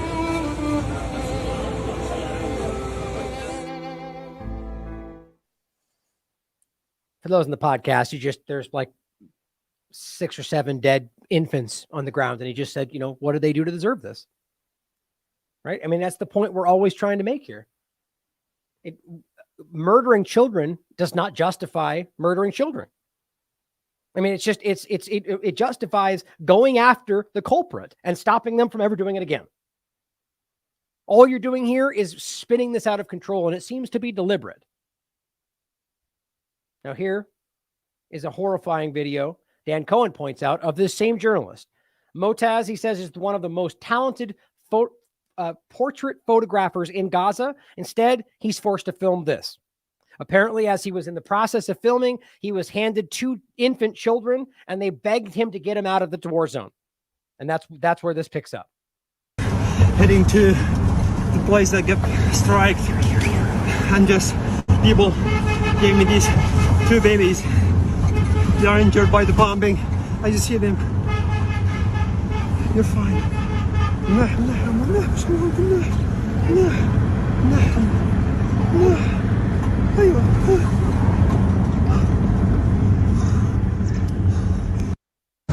I mean, that's the face of the Israeli war right now in Gaza, guys. It just doesn't sum it up any better. Thank God those children are alive. And these are the people that aren't leaving. That it's only going to get worse with more action, more bombing, and because they're claiming they're going to ramp up the bombing today and tomorrow. Even more, apparently. To the cheering of Blinken and Biden. And probably Trump too. I've seen him blindly support this like anybody else, but I haven't seen him speak up as much as they have. The bottom line is these are civilians. There's no rationalizing that this makes sense just because you claim they're present when you bomb an area without any concern for civilian life. That's what the bad guys do, guys. That's the reality. Robert Inlakesh points out that Israeli airstrikes have killed 4,385 Palestinians in Gaza, including 1,756 children, 967 women, in addition to 13,561 wounded. 70% of the casualties are women, children, and elderly. 51 medical workers, 17 it's gone up to 29 now of UN employees killed, over 1.5 thousand missing. Now, let's remember, guys, Robert put this in his article. I recently put it on a show. The United Nations has its own documented website showing you, proving, per their own verification, that Israel has already targeted multiple hospitals, multiple medical locations, medical workers. It's not even debatable. Are we going to pretend Hamas? I mean, it's the same argument. Now, this one really, weirdly enough, I only say that because we're looking at such horrific things like the children. This really got to me. Low Key points this out from Mint Press News. Rashidi Siraj, the photographer who took this picture. I mean, look at this, guys. This is crazy. I mean, that is multiple blocks, you're destroying this civilization. And I mean, look, this is a civilization they created because you forced them into a prison, displacing them more than once. And now you're just bombing where you put them next. I mean, it's just disgusting. Civilians, mostly civilians. Now, here's the craziest part. This is the image I used in the middle of my image for the show today. Rashid, the photographer, took this widely shared picture of Israel's destruction, was himself later killed by an airstrike. Did you hear that on the BBC, the CNN, or MSNBC, or Fox News? No, you didn't. Because they don't care. Because civilians are being killed, because medics are being killed, because journalists are being killed, probably targeted for all we know, and nobody cares. Why? Hamas, bad. Hamas made it, put it on themselves. What? So Hamas did something in Israel, therefore the journalists in Gaza are a fair target? Like, it's one thing to argue that they're using shields, human shields, which even the UN has proven is false about Hamas. Doesn't mean it's not happening, but they did an investigation and they found no evidence, was the statement they put out. Robert covered that as well. Bottom line is, are we then to believe that the journalists filming this are somehow part of that? Is that so? Blinken, what do you have to say about that? Alex Bernstein, Ben Shapiro, what do you have to say about the journalists who are there on the ground trying to cover the war and are getting killed in the process? Think about that for a second. Now, I have to understand that in many cases that happens when journalists in wartime because they're in a dangerous position. But this is because of indiscriminate bombing, because of journalists that were at hospitals and safe locations, and then they got killed. How do you defend that, guys? The point is, those people that are screaming that we're crazy, they don't have an answer for that. You can't go, well, Hamas did this over here. So you're killing journalists now and medics? This has gotten wildly out of control, and it shows you what these people really are. Here is just one example of a journalist. As State of Palestine puts, the condition of journalists in Gaza Strip reflects the enormity of the humanitarian crisis due to the crimes of the occupation.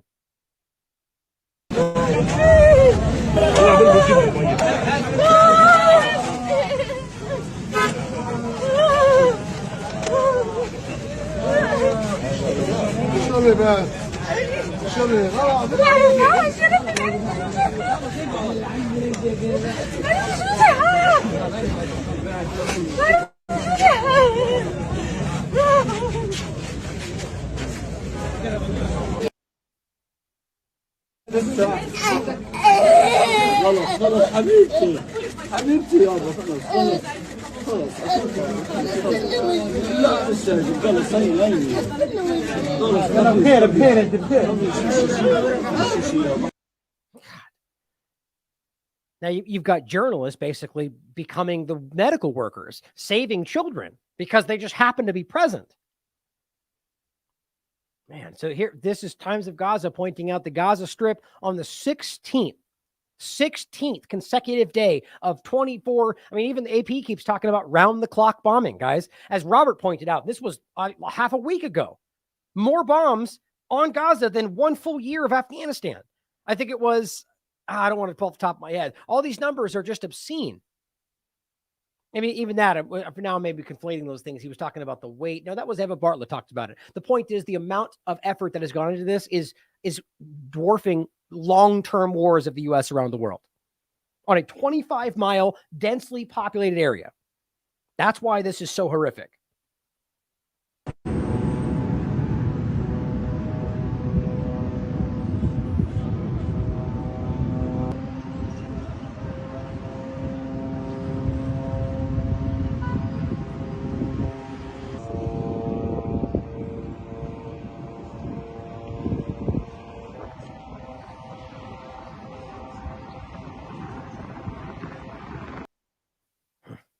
Well, as low-key reports, and this is interesting, this is what I was talking about before, Israel has rejected the return of 2 Israeli detainees from Gaza.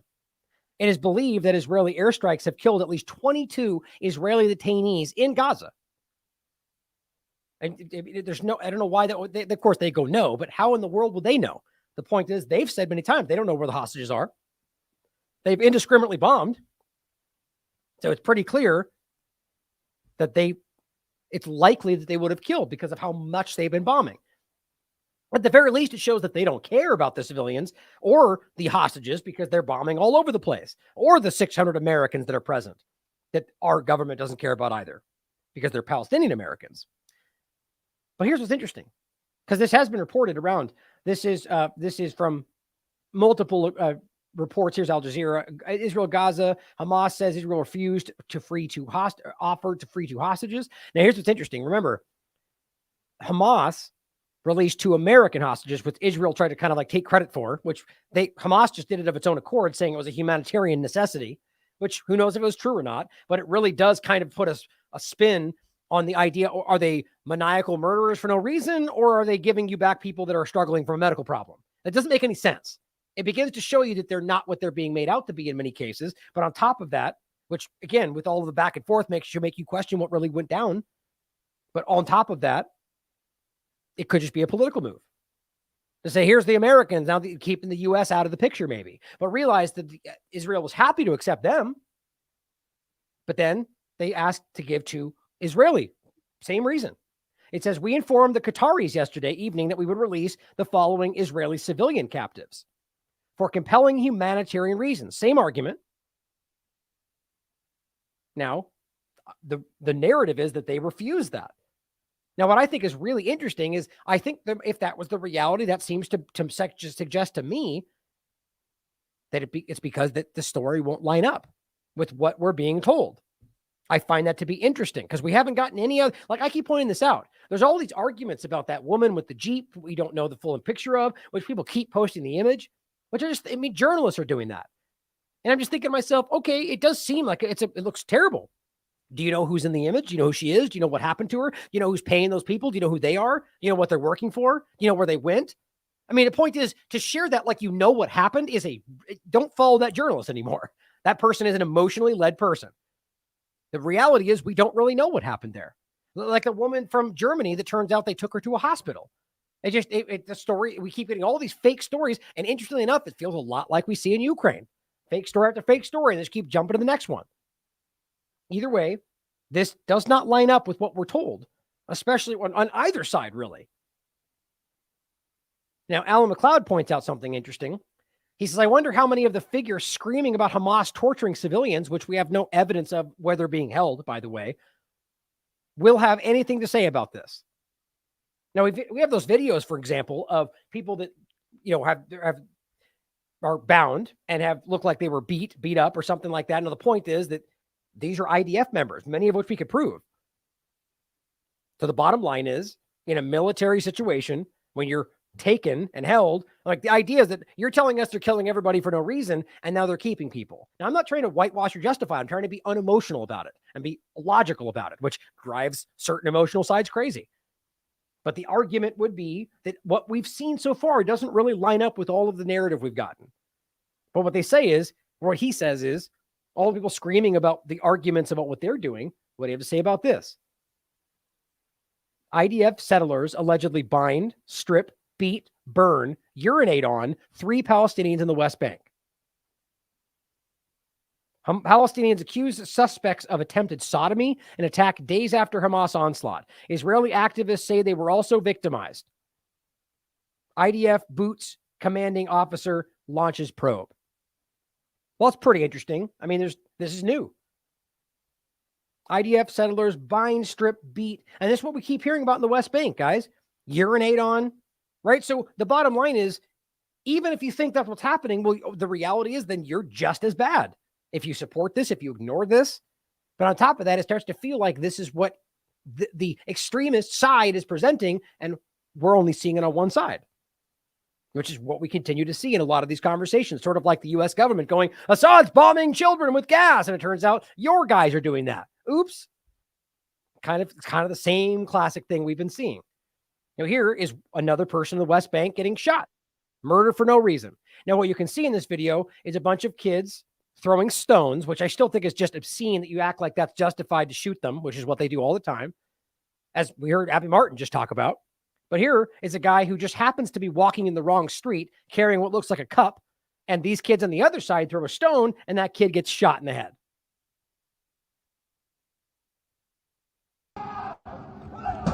طخوا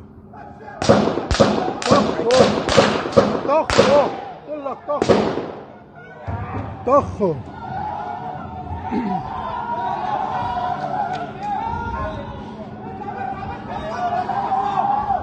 I mean, you can clearly see that he just comes from... طخوا He's walking. Well, and this is the West Bank. Here is another West Bank situation with even the AP reported, which is that a mosque, the Al-Ansari Mosque, was bombed by Israeli forces in Jenin. But of course, they're claiming that this is a Hamas location. And that's even what the Associated Press was towing. I think this one was just on here. Oh, no, it's right here.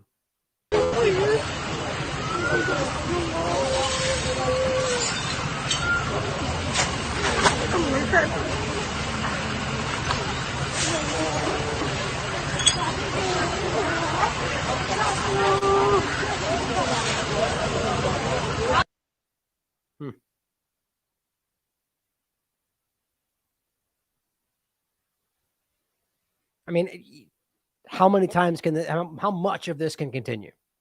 Mosques, hospitals, schools, UN locations. Now, of course, you could argue that some of these are Hamas secret locations. I mean, it's certainly possible, but we don't need any more evidence to realize that they're bombing locations like UN locations that aren't Hamas locations, that they're very aware aren't Hamas locations. So it's not really hard to understand what's going on. Israel strikes militant compound under West Bank mosque, military says. Here, Reuters doing the same damn thing. strike the militant compound under the mosque. Oh, wait a minute. So that means the mosque wasn't the compound. So yep, now we're even getting actual reports of them destroying a protected building because they claim there's a tunnel under there. Well, so that means you're destroying the building and killing the civilians in order to hurt Hamas. Yep, exactly, guys. That's what they're doing, and it's almost obvious.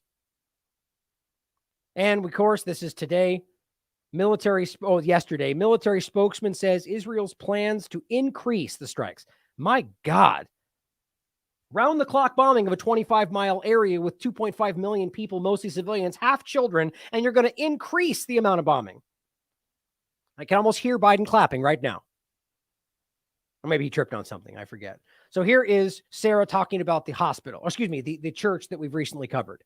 Now, this one really bugs me, by the way, because this is something that we can prove did happen. And you've got certain people like David Eli that just are really nailing it. They keep pointing things because this is apparently what they believe or are too blind to look into, which makes me question how they got anything right during COVID-19. She pointed out the hospital. Israel just bombed the historic church of St. Porphyrius in Gaza, one of the oldest churches in the world. Dozens of Christians are injured, some in dire condition, and many Palestinians remain trapped beneath the rubble. Now, that didn't say they destroyed the building, just like with the other one. It turned out it was a J dam that was an air deployed, so it caused direct damage downward and just hurt a lot of people. But it minimizes the actual damage of the infrastructure, which makes it hard to prove anything even happened the way it did. And the point is, you can clear, as we had actually two different military experts say very clearly that was not a Palestinian rocket. But the media doesn't care. Just like with the narratives we got during the Ukraine-Russian discussion, they just move forward. We proved they bombed Kramatorsk, they move forward. We proved that they framed Bucha and killed those people and blamed on Russia, and they move forward. Proved it, guys. So here, before we even get into the people trying to lie about this, here's Justin Amash, a member of Congress from 2011 to 2021. He says, I was really worried about this. With great sadness, I have now confirmed that several of my relatives, including Viola and Yara, pictured here, were killed at St. Porphyrius Orthodox Church in Gaza, where they had been sheltering when part of the complex was destroyed as a result of the airstrikes. Now, yes, it turns out that the main structure was okay, but the point is it's a complex and they were there sheltering. And yes, it did get destroyed due to Israeli airstrike. And even Israel basically claimed it. And I'll show you what I mean. My point, though, is that there are people acting like this didn't even happen. Oh, another lie by the Palestinians. I mean, I'm not saying that Justin couldn't lie about this or that people of Congress can't lie, but I think it's a really hard thing to imagine that he would just make this up, but certainly possible. But that's just one example. The Palestinian Christian community has endured so much, he says. Our family is hurting badly. May God watch over all Christians in Gaza. Again, another Christian location. You starting to see a pattern? And all Israelis and Palestinians who are suffering, whatever their religion and creed. Same point we made at the beginning. If this was Arab versus Jew, then this isn't what would happening, would it? If we're pretending that the Christian side is on the same as the as the Zionist side, well, then what are we talking about here? Everyone's being played by the Zionists. That's what we're talking about here. He goes on to say, my family and I would like to express our heartfelt appreciation for the many kind and gracious messages of condolence and our beloved cousins in Gaza. Please remember the thousands upon thousands of innocent civilians in unbearable circumstances who simply want a life of peace. So many of the people suffering are just children. They don't deserve violence and death. But apparently he's a terrorist for pointing that out. Thank God there are people out there that can make this clear, hopefully reaching some of the civilians that would otherwise be frothing at the mouth to murder all the terrorists in Gaza. Now, here's something I thought was very interesting. He says, as an American of Palestinian descent, I urge Heritage Foundation to delete this utterly disgusting xenophobic post, which they did. But too bad for her, the internet's forever. Here's what she had to say, and this is despicable. The Heritage Foundation, just think of, look, this is a group was created to be a battleship for the conservative movement. Doesn't surprise me here. Any two-party paradigm discussion is usually lost. But here's what she says. Oh, wait a minute. Of course. Hold on. There it is. Calling for resettling Palestinians in the U.S. Here's why that should be rejected. The Biden administration has been the arsonist that burned down our humanitarian border and immigration system. Well, by the way, first of all, we need to recognize that anybody asking to move the Palestinians is not on their side. Understand? That's just another backhanded way of trying to displace them, which is ultimately what Israel wants right now. So that two-party paradigm nonsense is also not part of the solution. But it's not that's the issue. It's what she then uses to justify why Palestinians shouldn't be let inside the United States. It's disgusting, and that's why they deleted it. Rejected. The Biden administration has been the arsonist that burned down our humanitarian border and immigration system. Consequently, America now faces growing terrorist threats within our homeland. The Afghan evacuees the Biden administration flew directly to the U.S. after recklessly withdrawing from Afghanistan proved that. We can't vet a population against a database. Oh, I have to say that too. Recklessly withdrawing. It wasn't the withdrawal that caused the problem, you completely and utterly lost person. It was the 20 years of illegal occupation and destroying everything. That's what caused it. The faster they got out, the better, and in any time frame. Of course, not leaving all the weaponry and leaving the way that went down was clearly just another arm of the manipulation. But of course, people in the two-party paradigm either don't want to or can never figure that out. Afghanistan proved that. We can't vet a population against a database that doesn't exist from a Hamas leadership with which the U.S. neither has diplomatic relations nor trust. Even though they created and funded them, but we'll forget about that little factoid. Many sizable pro-Hamas demonstrations in the U.S. and the Nope, they're pro-Palestine, as I can clearly see. I don't see a Hamas flag anywhere, but I wouldn't expect someone like this in the two-party illusion to understand the difference. Past week have shown us that the Palestinian population has no interest in assimilating into American culture and governance or in expressing loyalty to America or our allies. To import a population of Palestinians would be certain suicide for Americans. Think about that. Well, I'm realizing now too. Hold on. So here is, first of all, that's her video. So what she's claiming is that all Palestinians are anti-American and all of them don't want to, by the way, the idea of assimilation is such an interesting concept. That's never been the conversation before, the political fervor around the evil bad guys from other countries. Like, the bottom line is, we used to frame the melting pot as something we all loved, and we're all for, like, the Statue of Liberty and these immigrants. I mean, it's just such a ridiculous concept that today, because of politics, that anybody from anywhere else is, and usually why that is, because they're aware that most people in the world hate our government, not us, our government. And that's what they're really afraid of. But here's what she ultimately said. Not only that they're bad and shouldn't come in the country because they won't want to be, it's all terrorists, basically. She says the Palestinian population has no interest in assimilating in American culture and governance or in expressing loyalty to America, would be certain suicide for Americans. So basically suggesting that they're going to kill people, that they're going to be part of the terrorist actions, right? And my point is that they deleted it. I mean, what kind of coward will say something like that? So either you didn't believe what you said, or you were just doing it in hopes to kind of garner opinion, but then he said, you're bad, and they deleted it. I'm so disgusted by two-party politics every single moment, man. It's just gross. Well, on the point of the church in general, which is where we were coming in that conversation, as Justin Amash's family that were killed in that strike, here's what the IDF released footage of the strike near the church of St. Porphyrius, or what I say before, Porphyrius, appears to indicate that the Israeli Air Force targeted an adjacent building, but missed and hit the street adjacent to the church compound. Now, whether you think that's the reality or it was meant to happen or not, the point is they're still responsible for this.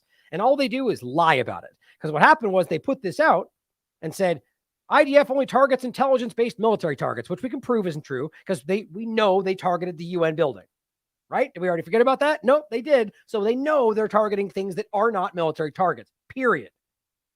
But they said this church was not one of them.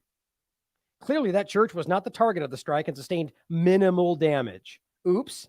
So you just admitted without thinking that you did actually even inadvertently destroy the building, which then killed civilians.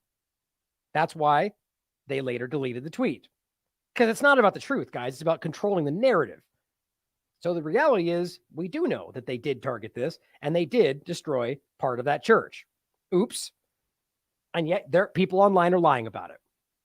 And here, by the way, is a pastor, a Christian pastor of the church, who is telling you it's unacceptable to bomb churches. Now it says Israel just bombed the third oldest church in the world, murdering a few more scores of Palestinians. For those of you still in denial of a genocide, we have community members with 30 to 40 relatives wiped out in Gaza. It's not just Muslims, it's everything and everyone Palestinian. How are we not seeing this by now? I know most of you are, but there's plenty of people who are refusing to acknowledge this. It's not even Arab, guys. It's just anybody who's there. American Palestinians, Christian Palestinians, or people that aren't even Palestinian that just happen to be there. They're killing everybody in Gaza, including teachers and engineers and UN members and children. Doesn't matter, guys. Here's what Mick Wallace says. The apartheid state of Israel bombs hospitals and churches. It is engaging in a form of genocide against the Palestinians. It is a brutal, lawless state that has no respect for international law, and still it has the unconditional support of the whatever it takes EU and the United States and Germany and the rest of them. Shows you who they really are.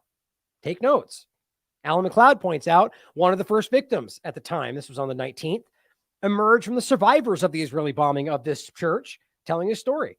And this is actually, it's really depressing and sad, because this is a guy who was already fleeing because his home was destroyed, and now he's just going, where am I going to go now? What am I supposed to do? I don't have a place to. House was bombed, house was destroyed. Where do I go now? Where should we go? There's no place for us. God, that might me think about what he was going through. No place left. Imagine if your home was destroyed, right? The community center you went to because they told you to go to, it would be safe, was then destroyed.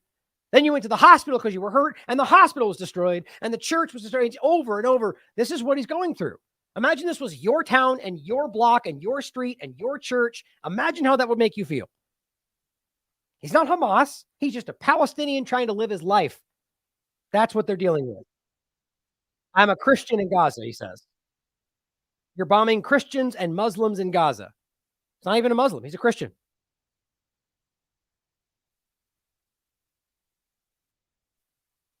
God, it makes me so sad. But here's Dr. David Eli coming in to minimize those people's suffering, because that's what a good person would do, right? No, because he's fighting for a narrative. He's fighting for an objective, right? I mean, it might as well be part PR for Israel, just like Ben Shapiro. Because, I mean, it's relentless. And he's somebody who at least moderately followed during COVID-19. He says, BBC and the New York Times yesterday, Israel destroyed the Greek Orthodox Church of St. Porphyry. Now, look, am I going to...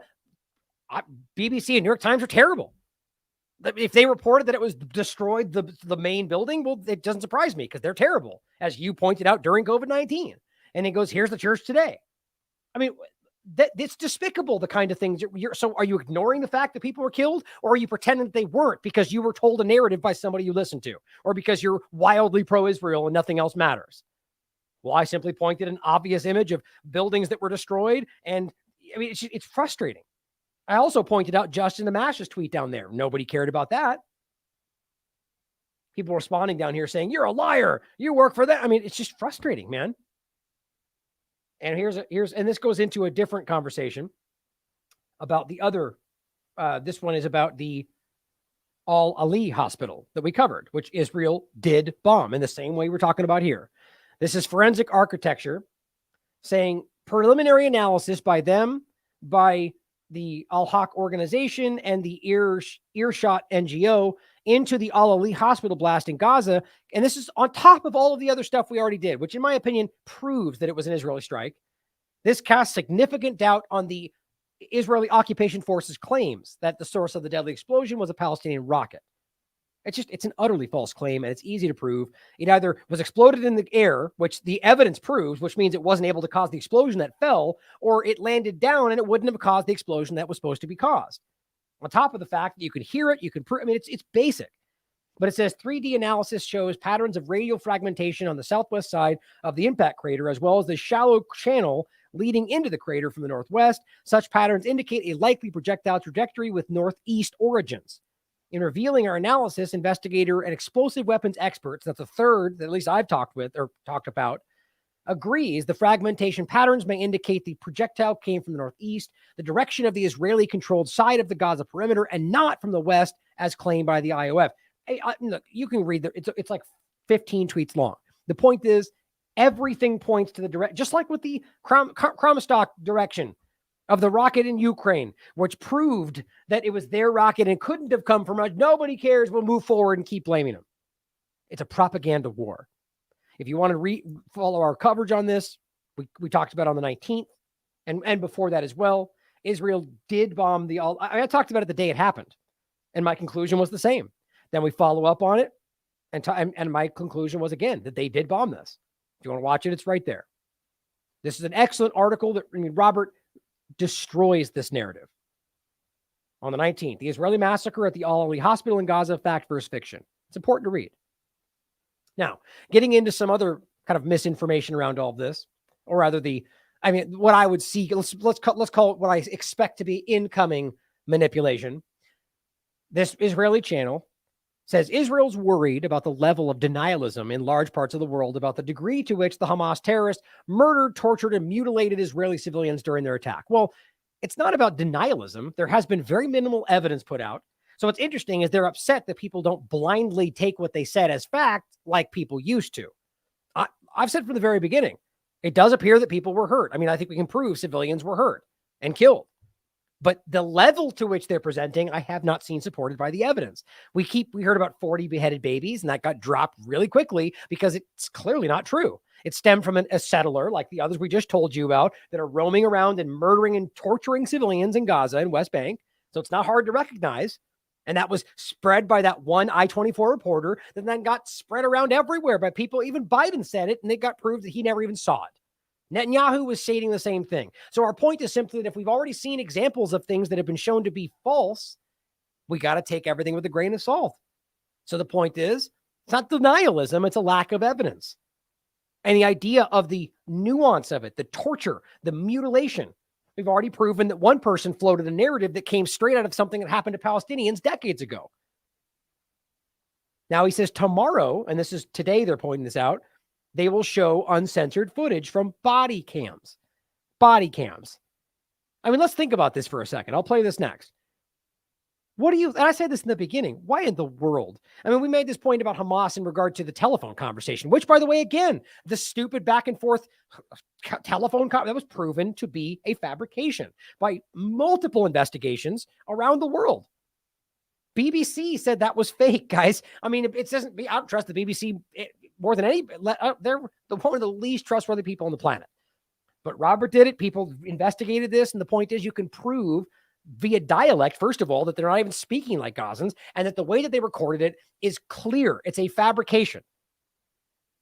That's pretty much the way it stands. That's why they just don't talk about it now.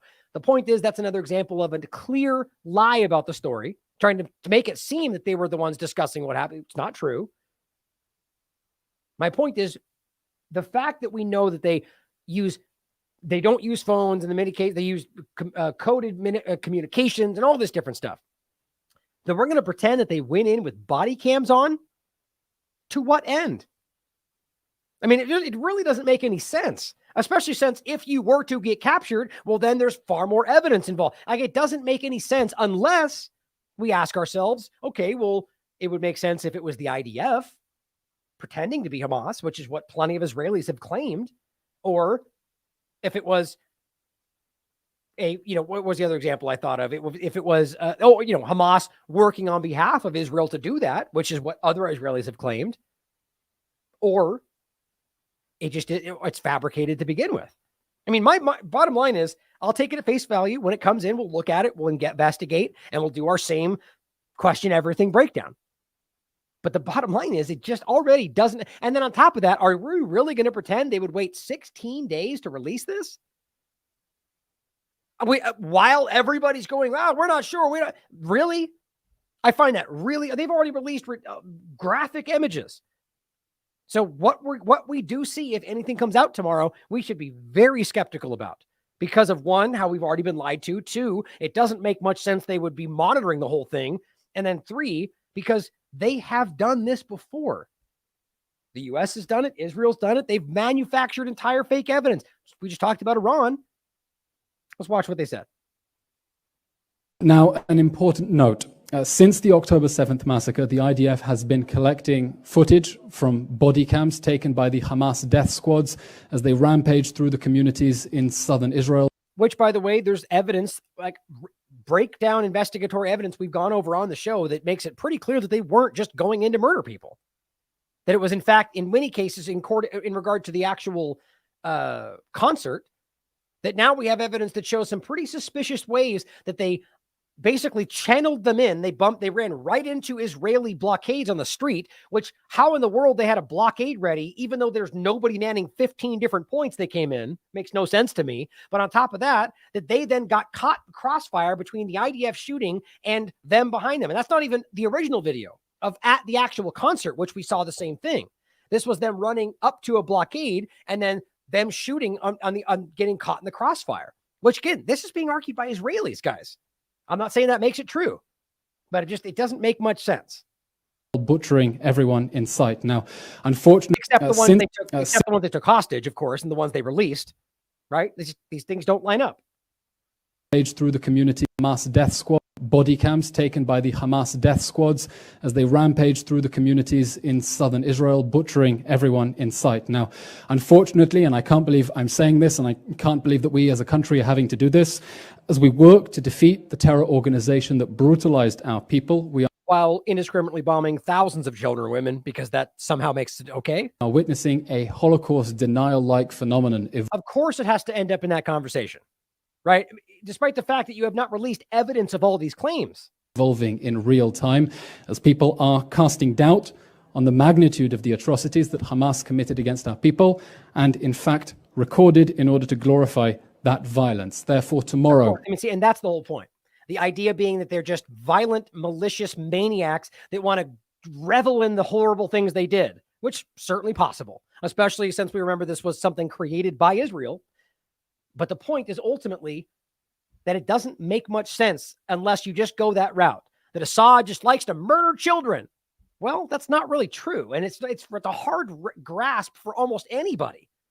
But isn't it interesting how all the bad guys they fight are always framed like that? Just frothing at the mouth, maniacal villains that just like to hurt people, which it almost seems like they're framing them as the way that they act in most cases. But ultimately, I wouldn't even put that on them. There's always logic and calculation, right? So this to me doesn't make sense. And how you then line that up with the hostage side of this, or the idea that they're going to go in and mutilate and torture and all this, and then go, okay, let's exchange hostages. I'm not saying that that doesn't make it possible, but it doesn't line up. And that's why, as a journalist, without a whole bunch of evidence to back it up, we have to be skeptical, regardless of the emotional ploys. That's what a good journalist should do. The government press office will screen for foreign media gruesome and as yet unseen footage of the barbarities perpetrated against our people on October 7th. Now, let me say this too. It's possible, certainly possible, that this will come out and it'll be very compelling, and then we'll report on that. And that's not going to be some kind of a turn of the narrative. This is what people, let's just say for sake of conversation, this comes out, and this is just, for whatever it means, verifiable and horrific. What I've been saying to this point has been that we haven't got evidence to explain or show what they did. Well, if it does, and that's absolutely clear, we'll report that. And that still, mind you, will not justify what's happening in Gaza. That's what I keep trying to tell people. It doesn't matter in regard to the murdering of civilians in Gaza. What it matters for is going after the people that committed those atrocities, Hamas. But you see, this kind of circular logic just misses all of this. This is footage that has not been made public. It will screen a compilation of raw and unedited footage from the October 7th massacre for journalists who can stomach the horrific truth and want to report on what they saw. That will take place tomorrow, Monday, October 23rd, north of Tel Aviv at 11:30 Israel time. Please be in touch with the GPO or with us here at the Prime Minister's office if you would like more information about this screening. Oh my God. Okay, now I see what this is. Did you get it? Unless, I'm willing to bet you this will not be released publicly. This is going to be a special screening for the right journalists, and then they're going to report on what they saw. How much you want to bet? Now, that doesn't mean it's fake, but we should sure as hell wonder why that would be the way it's done. But it's a private screening. It's pretty sure he just said that. So that's just, I mean, guys, anybody that would buy that based on what we saw so far is ridiculous. Not only because of we've already caught them lying about stuff. It's ridiculous. But on top of that, even if it's extreme, because question everything and anything's possible. We should wonder whether that might have been something that was carried out by their own personnel and then shown, right? I mean, like these are just real. The interesting thing is in certain conversations, people are afraid to even ask certain questions, like whether the COVID injection's killing people because they're scared for whatever reason, their job gets in the way, whatever, right? My only objective is the truth, even as that brings negativity almost every single time. That's what I'm here for. Now, I'll include, not this one, just these other discussions we had where Robert broke these down. This is 2 articles from Robert where he breaks down the 40 beheaded babies, showing you that's not true, the allegations about rape women and showing you that there's no evidence to date that that's actually happened. We have insinuation and possibility, but again, no provable evidence, which matters for a journalist, at least honest, not emotional journalist. Then he followed up on one talking about the many different allegations about them having water and they didn't need Israel. It's all complete lies, or digging up the water pipelines. It's all propaganda misinformation. There's some level of truth to some of it, but it's ultimately a lie to get you to think they did something that would stop them from getting what they would need. It's not true. Here's the truth, part 2. And then I'm just going to include a listing of Robert's categories so you can look at his other articles. Now, 2 last things to get into before we finish today. This one, now, just since it's already been a long show and we're already getting to 3 hours, I'm probably going to go deep into this in one of the next shows. This is horrifying. I mean, I almost don't even want to get into most of this, guys, but so this is ECAD, and it says through extensive investigative efforts, ECAD has uncovered covert Israeli Telegram channels responsible for disseminating violent, sadistic, and criminal content. These channels display flagrant disregard for basic principles of human dignity, actively endorsing the mistreatment and ridicule of deceased Palestinians, their injuries, and their remains. They also incite violence against innocent children and women and publish videos that offer undeniable evidence of gruesome acts involving the mutilation of corpses. Now, this is the kind of settler we're talking about. Now, it says we must emphasize that the content revealed in the investigation is deeply disturbing. They managed to monitor several Telegram channels, and you can look through them here. In a comprehensive examination, they're just going over more of what they did. I just want to show you a couple examples, guys, and it's not the worst. Like, see this one. I don't want you to see. I mean, it's graphed out, but I mean, they're beating up a dead Palestinian body. It says in this video clip, an Israeli seen violently attacking a deceased Palestinian body with a mop stick, thrusting it into the eye sockets, while also subjecting the deceased to a string of vile and offensive remarks, which are too explicit to be documented here. Same thing here. In another distressing clip, he's repeatedly stabbing the bodies of dead Palestinian militants on the ground. This one says ridicule of the corpses. Another account exhibited a disturbing image featuring the bodies of dead Palestinians, accompanied by an outrageous request to have them dismembered and likened to pastrami pieces, insinuating that they should be fed to starving Gazans. The subsequent image displayed an Israeli callously likening deceased Palestinians to pigs, mockingly commenting the challenge to spot the pig has begun. Who can tally the number of pigs taken down in the photo? We're talking about civilians. No one's questioning that. In a different image showcasing the deceased Palestinian was posted where his injuries were crudely likened to an animal dung, paired with the call to kill more Palestinians in Gaza. Subsequent videos showcasing Palestinians, many deceased and injured Palestinians from Israeli airstrikes, made its rounds in his groups where the body of the injured was coldly likened to tomato sauce and the remains of those who tragically died were cruelly referred to as ripe avocados. Just, it goes on and on, guys. It's horrific. It's really unnerving. Here's one that really bothered me. In addition, an image was digitally altered, replacing the children's bodies with those of pigs. These are dead children.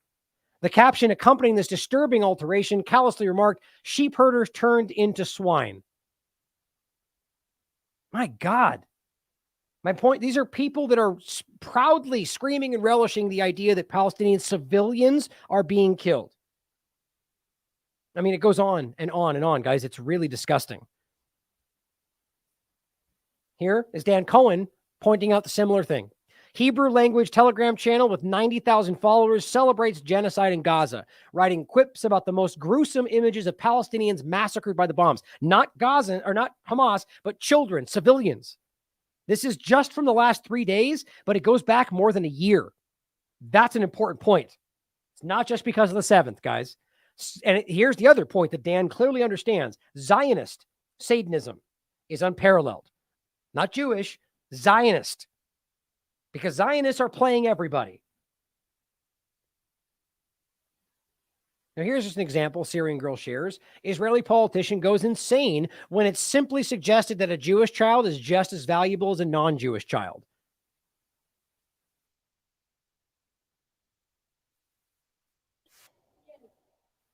Child is a child, whether Gaza.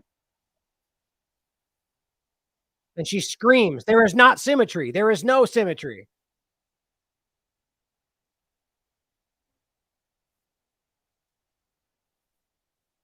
There is no symmetry. And the children of Gaza brought it upon themselves. That's the point. The children brought it upon themselves. It says, we are a people who live in peace, a people who seek life.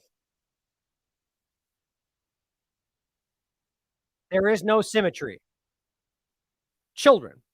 Like, I don't care if you believe that somehow, some kind of bigoted, racist mindset that all Palestinians don't live in peace. If you believe that, you're ridiculous. But the bottom line is, how does a child bring it upon themselves? How do you rationalize that? If you're an extremist. Here's one that is, probably the worst thing I've seen in this entire thing.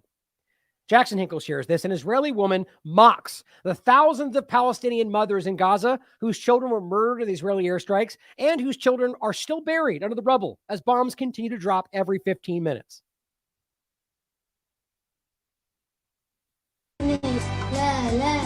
Cut. روتين جمعتين لك حتحلك بمعرخة تعامل شنجز برودكشنز لأبير لسلم ولا أراك مبربكبكت لأرحب بكوش أنا ما تجاهر صناعة كورس على إنترنت شلي أنا حنو المادة كورس أحلى بتاع البور بيتزا ياري أحلى بتاع البور بيتزا شلتين ذا أحلى بتاع البور. Gosh, just disgusting. And by the way, here's this. I didn't even show it. Just in case you want to see the Telegram channel that he was sharing and all the horrific, disgusting things they're laughing about and cheering and sharing.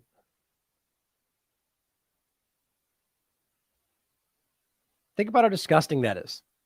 Now, here's where this gets especially frustrating. Sophia Smith Gaylor points something out. If you've been targeted ads from Israel's foreign ministry on YouTube this past fortnight, you're not alone. This was yesterday. She says she's learned that using, I think this is kind of an advertisement for this platform, but nonetheless, she makes an excellent point that they've spent nearly $7.1 million on YouTube ads, including some horrifying videos. Here's what they found. Now, in interest of time, and you can read this, there's breakdowns, money, everything. I'm going to play the video of this person talking about it in a 1-minute breakdown. Ads from Israel's foreign ministry lately. I've discovered using an analytics tool that they have spent over $7 million on YouTube ads in the past fortnight. This estimation suggests big profit for Google. And there's another thing, the ad library seems to have included graphic videos which technically violate the platform's ad guidelines. Let's get into it. So Google does not publicly share how much an advertiser has spent on an ad campaign with them. They do have an ad transparency center, which gives some information. You can go there right now and see what ads have been active since the Hamas attack. You can see what countries specific ads have been targeted to, but you can't see to what degree. And that is where an analytics tool like SEMrush comes in. Subscription software like SEMrush has data partnerships, machine learning, algorithms. It uses all of these to make an estimate on what it thinks different accounts have spent. An estimate is always an estimate, but SEMrush is consistently reliable. What we can learn from it is that France, the UK and Germany really have taken the lion's share of that ad spend. About $6.8 million of that big total was spent on those 3 countries. And if you're wondering, what does nearly $7.1 million actually mean in terms of how many people have seen it, it equals to nearly 1 billion impressions. To show how an ad campaign can look over a couple of weeks, here is an example from the UK where $1.1 million have been spent. I go into this more in my Twitter thread. I mean, ask yourself why. I mean, like, I'm sure the argument will end up being, as I answer my own question, that it's going to be like there's so much fake news that we have to battle it back with our truth advertising or whatever. But the point is, you can prove the stuff they're putting out is propaganda. I've already shown you some of them. One was about the 40 beheaded babies. That's not true. They're propagandizing people into push and that's what we're seeing. I'm going to get into that next. The people that we're seeing Like that woman, in many cases, I can't prove her specifically, but in many cases, they're being paid by the Israeli government to mock Palestinians. I'm not going to show anything here, but Politico reported this week that Google removed 30 ads from this account with horrifying images after Politico reached out to Google for comment. I have to say that in the past week doing my investigation, I've seen videos with very graphic content appear and get monetized. Exactly. People and groups on all sides of the conflict trying to inundate the internet with their messaging right now, of course, but they're not often or always ads which big platforms take profit from. And certainly not everyone's marketing budget has a spare $7 million. If you found other accounts doing this, tell me about it and I can have a similar look. Right. So it's very interesting that they're spending so much money to influence the conversation and doing it in such a malicious, manipulative way to spread misinformation. And it's being allowed using graphic imagery. Now, by the way, as we showed you in the beginning, while censoring Palestinian accounts, they've taken their side. Twitter has chosen its side. Faryal, the wife of famous British boxer Amir Khan, received this message telling her to stop posting positive Palestinian posts. She was offered a handsome reward in exchange for posting about Israel, but she was threatened with consequences if she disclosed the message publicly. Well, I guess she's going to have consequences. Direct message, and it comes in saying, let's make this quite simple. If you support Israel and cease posting about Palestine, we will ensure you are rewarded lucratively. If you don't, or if this is publicized, there will be severe consequences. That is a blatant threat. That's not what an honest entity does. Now, here's one of the parts that really stood out. And quickly here, Kara points this out. I feel like this post is a perfect example of what propaganda is and how it works, so I wanted to break it down.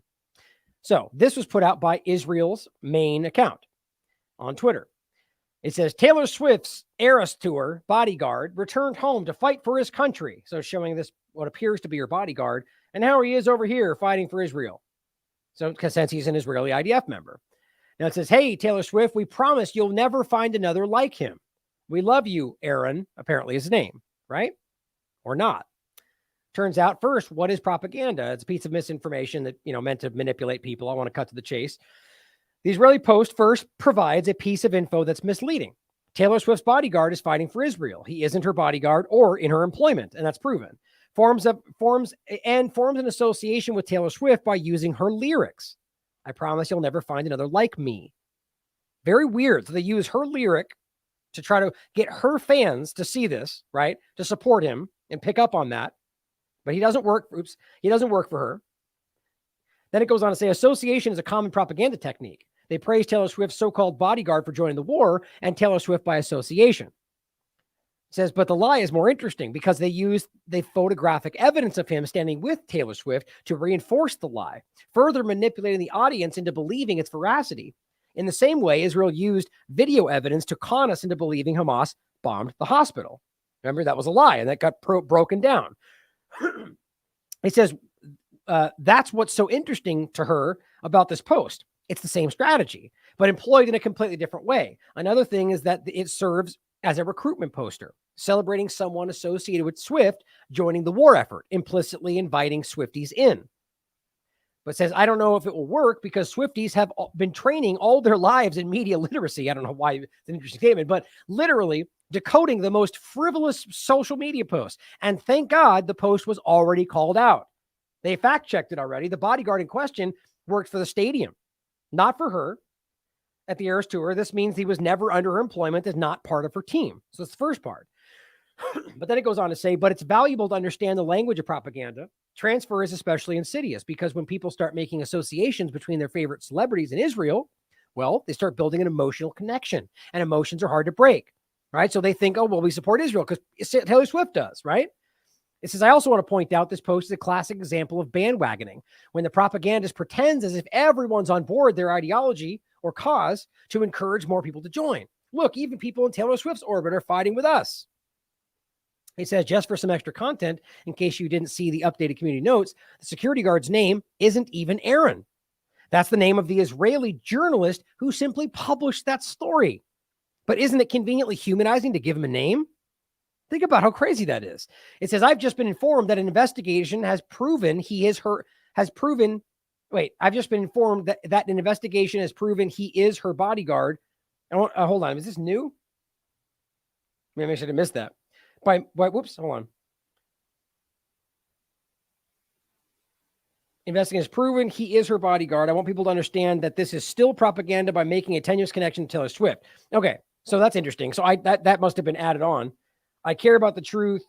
So my point was still the same. I agree with your point nonetheless. The point is that you're trying to make this argument about how it is Taylor Swift's people that are now leaving their actions to go fight on the side of Israel.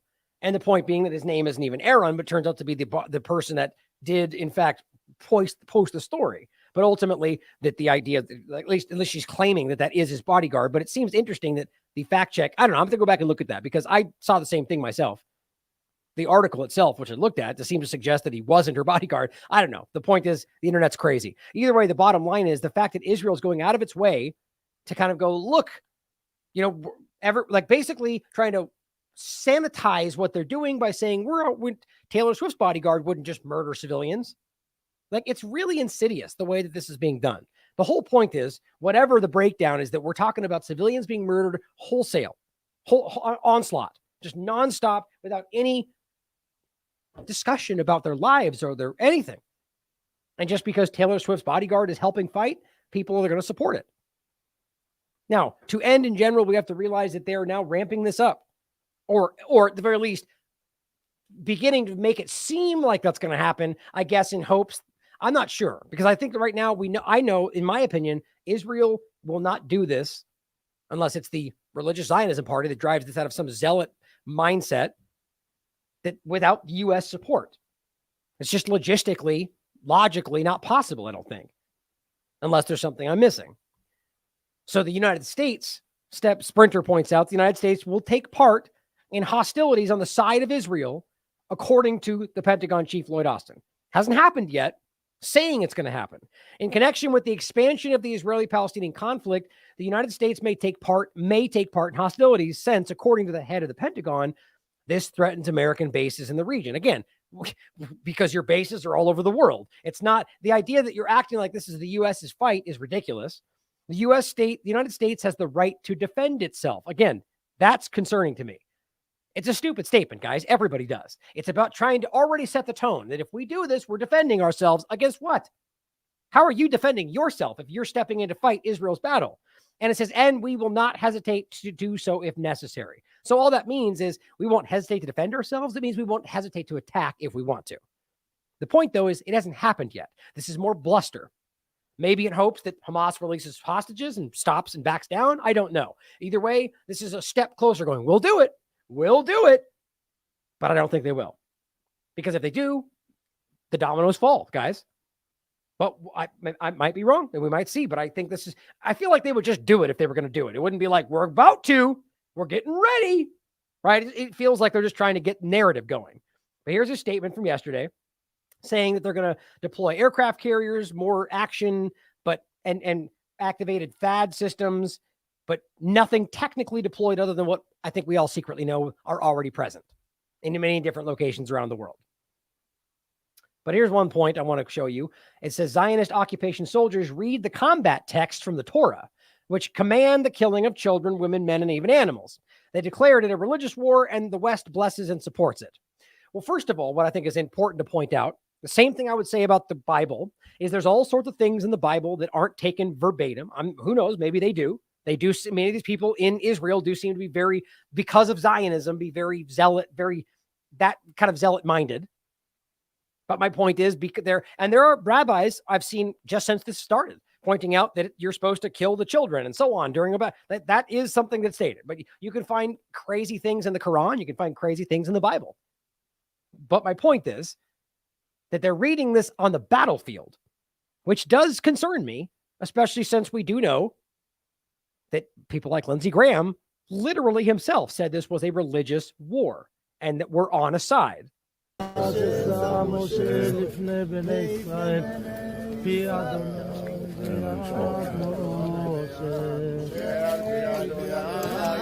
Now, you could also argue that that's not what they're necessarily reading, or that they're reading something else, or that it's just a general prayer. All right, there's so many ways you could look at this.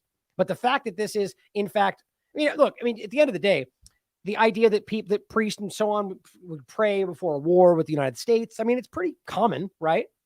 Either way, The point is that this is what concerns me. Lindsey Graham.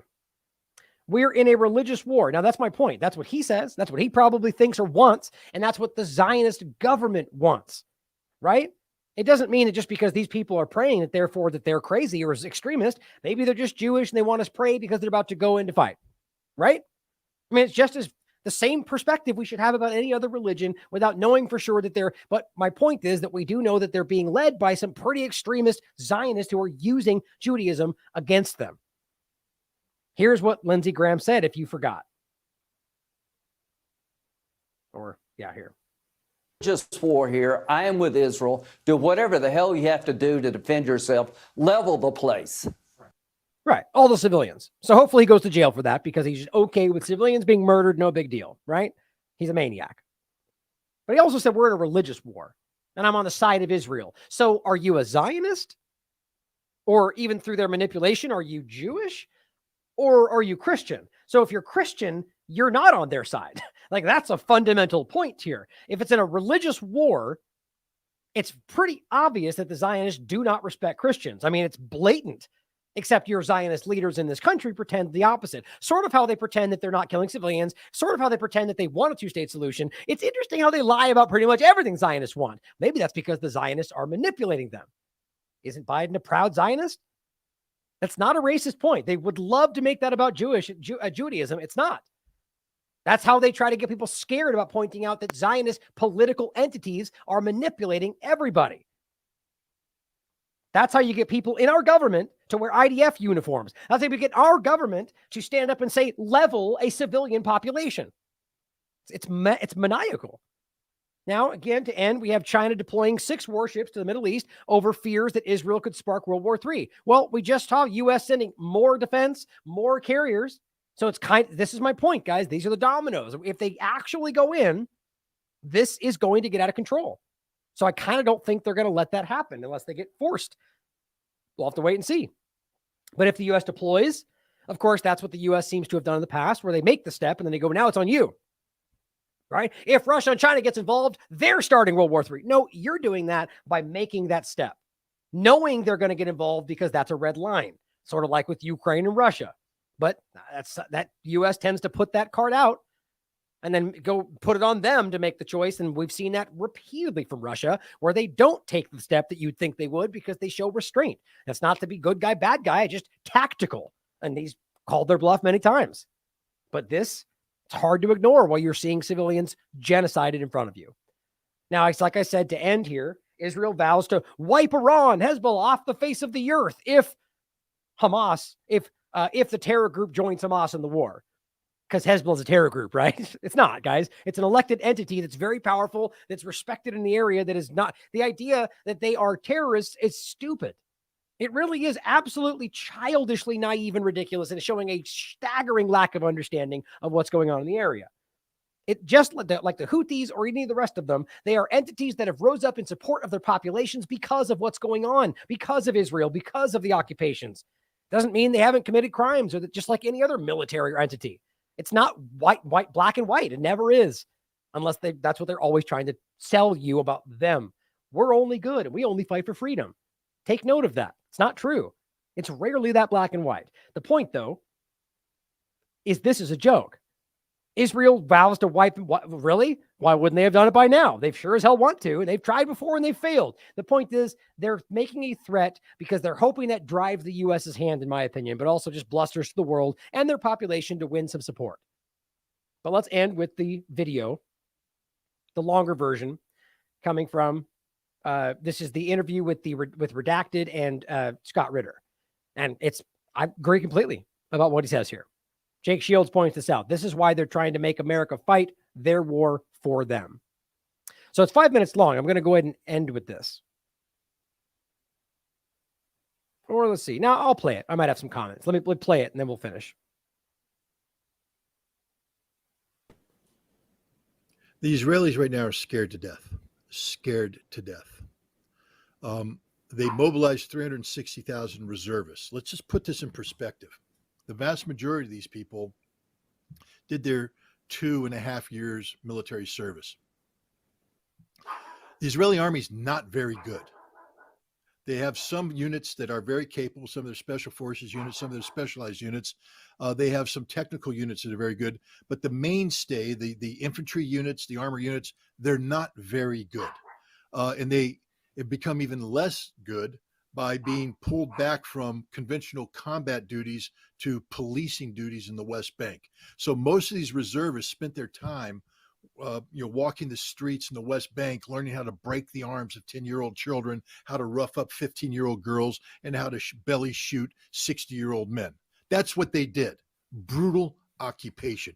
It was horribly demoralizing for many of these people. They didn't like doing this. And when they left the military, they didn't have a high regard for the military. So now they're back. But this time they're being called upon to do something that nobody in Israel wants to do. Go into Gaza. Why? Because in 2014, they went into Gaza and Hamas handed it to them. In 2006, they went up against Hezbollah and Hezbollah handed it to them. The Israeli army just isn't that good, and they're scared to death because Hamas is waiting for them. This is one giant ambush, and the Israeli intelligence is blind. They don't know where they are. They're going to have to go in there and probe, and as they probe, they're going to be blown up, ambushed, slaughtered, and they know this. The other thing that scares them is once they go into Gaza, they're going to be committed to that battle with the bulk of their reserves. And if at that time Hezbollah decides to open up a northern front, Israel's got nothing left. And even if they had something left, they can't beat Hezbollah. They can't beat Hezbollah. They know it. They've exercised it. Last year, Chariots of Fire. This year, Firm Hand. Those are the names of two major exercises where Israel tested its ability to fight a conflict against the Palestinians and Hamas in the West Bank and Hezbollah up north, and they can't do it. They don't have the resources to do it. Now you throw in Iran, and they're definitely screwed. So America is stepping in saying, hey, we're going to flex our muscle in an effort to deter Hezbollah and Iran from striking. It's not working. 2 aircraft carrier battle groups and an amphibious ready group with 2,000 Marines does not a war win. And we don't have anything behind. And so I think what's going to happen is that Biden is going to try and talk some common sense into Netanyahu and let him know the hard reality that, yeah, we flexed our muscles here, but if Hezbollah comes across the Biden and common sense, that's a good one. Border, we'll bomb them, but we can't stop them. It's up to you. And if you can't stop them, you're screwed. And so you might want to think about coming up with a different solution than the one you're picking right now, a full-faced invasion. There's a lot of things go behind the scenes. The Israelis aren't as good as everybody thinks they are. They're very scared. Netanyahu's very weak. Remember how weak he was moving into this before the Hamas invasion. He was getting ready to collapse because of what he was doing with the judiciary and the reform, the rewriting of basic law. Hundreds of thousands of Israelis were in the streets. It's gotten worse for him because everybody's blaming. He was Mr. Security. I will protect you. I am the man. And look what happened. Nobody trusts him. There's a lot of Israeli talk going on, a lot of hot air coming out. Just one more time, I think it's worth considering that it may have been a tactical move that didn't work for him. Knowing he was about to fail, as even the op-ed was reporting, that put borderline failed state for Israel. That he figured, well, war in the past has been my get out of jail free card. So let's take it a step further. If they kill Israelis, they'll be on my side. We'll wage a war on Gaza. I'll get the crate. And it didn't work. I'm telling you, there's Israelis that are absolutely screaming about that. It makes a lot of sense. It's just a theory. And now they desperately need the U.S. to get them out of the thing they created. Out of the mouthpieces of Netanyahu's minions. None of it's backed up by reality. And the fact is, Israel's extraordinarily weak, extraordinarily exposed, extraordinarily scared, and America doesn't have a solution for them. And I guess is the template to look at what would happen to Israel, just look at Ukraine? It would be worse than that because Ukrainians right now don't have a place to run to. Millions of Israelis have dual citizenship, and they'll just leave Israel. I mean, that's the death of Israel. Every Israeli I've talked to said, we can't, this happened in 1991 when the Iraqi Scuds came in. One of the big things they were saying is it's not so much the damage, physical damage that the Iraqi Scuds are doing, it's the emotional and psychological damage it's doing to Israelis. If we can't get the European Jews and the American Jews to want to come here and stay here, it's over for the Israeli experiment. And if Hezbollah can come in and threaten northern Israel, if Hamas can continue to threaten, It's over. People will flee. Millions of people will leave and they will never come back. And that's it for Israel. So I think right now, Israel's in a very difficult situation where the Israeli experiment has been shown to be a failure. And now the question is, how do you get out of this? They're going to have to come up with a solution for Palestine, one that's acceptable to the Palestinians. And Israel no longer has the superior position where they get to dictate outcomes. They're actually going to have to negotiate. And this is where the United States could be of great benefit. But we can't, because we continually shoot ourselves in the foot by opening our mouths and threatening war with people when we can't beat them. Exactly. I mean, and whether that's some kind of thought through design that blows up in their face or however you want to frame it, it's exactly over and over and over the same bluster, the same, interestingly, the same thing they framed the old kind of Russian Soviet thing, all anger and weapons and fighting and military response, no matter what. Well, it's weird how that's clearly not what Russia is today, but it very much is what the United States has become, if not always was. Maybe the same kind of argument of accusing that what you are guilty, but clearly there's, definitely what they both were at the time. But the point is today, they've clearly maintained that same mindset. I just think that's interesting. And what Ritter lays out there is very clear. I just think that at this point, we have to question all of what's going on. It's very clear we're being misled about a lot. The Israeli population is not even remotely on board with most of what the U.S. is claiming they all think. It's crazy. And meanwhile, Gaza civilians are just being completely destroyed as people seem to try to figure this out. That's the first thing we need to stop. And the problem is anybody that stands up and says, wait, stop killing them, they get fired, they lose their job, they get attacked. It's crazy. This is a desperation move, and they are losing. And they'll, just like in Ukraine, to the last Palestinian, if they think it'll help them, their agenda. And seemingly none of the UN, nobody seemingly standing up for any of the people that are being killed. It's just disgusting. So we'll have to continue to monitor this and do our best to try to save the people in Gaza as best we can. And as Ritter points out, I mean, even Vanessa Beeley pointed out a fringe and interesting theory about the possibility that there's an overlap to Ukraine, especially with Zionists, and whether that might be a last-ditch effort to just move wholesale, to take it all. I don't think that's necessarily likely, but it's just something else to consider. I doubt that would be something many of the most extreme would want to give up in the first place. But either way, I don't think Biden is going to bring any common sense to the table. I think that he's not even the one pulling the strings. I think what we're going to see here, especially with those like Lindsey Graham and the rest of them, is the allowance to go forward with this genocidal action in hopes that they can somehow resolve the situation. And it's all going to kind of implode on themselves because the rest of the people aren't going to allow that to happen. Either the allies on the side of Palestine or the people that just care about human life. And then it's just going to snowball into something worse. Maybe that's the whole point. But all we need to care about as individuals at the moment is civilian lives. We need to stop this from getting worse and stop the continual bombing. And we need to apply pressure in everywhere you can, even in the avenues that I typically don't think make a difference. Speaking to your politicians, marching, protesting, whatever we can do to get some momentum going to stop this before it gets worse. It's one of these rare moments in the times I've been doing this where even though I don't think they want this to go that route, I see a lot of ways that it can just naturally progress. I mean, I even wondered about something like Zelensky. And now that I see he's getting billions more dollars, maybe not, but I was wondered whether he might make an irrational action or the Azov movement might, because they're not being paid attention to. Any number of these moves could trigger something. And it's only like that because of your governments and their illegal occupations and their complete disregard for civilian life. That's why this is happening. Hamas took actions that were detestable. Everything around it and the occupations and the continued murder and the continued bombings of places like the Sudan or anywhere else are the reason this situation is the way it is. If you can't see that by now, you don't want to. So please ask the questions, continue pushing back, stand up for people that have no voice. Stand up for the civilians that are being murdered in Gaza, regardless of your political standing or how much you hate what happened in Israel. Their lives matter too. Civilians' lives matter anywhere. Have the courage to stand up for that. It's amazing that we need courage to stand up for something so obvious. Thank you for being here today and continuing to support our platform. It's so important that you guys are here and that you continue to support what we're doing and continue to share the work and just stand up for what you believe is right. Never been more important. And I think in my time doing this than right now. So thank you for being here. I love you all. As always, question everything. Come to your own conclusions. Stay vigilant.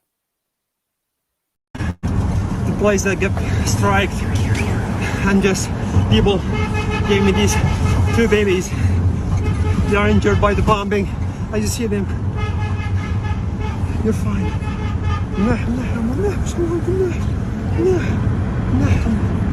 No.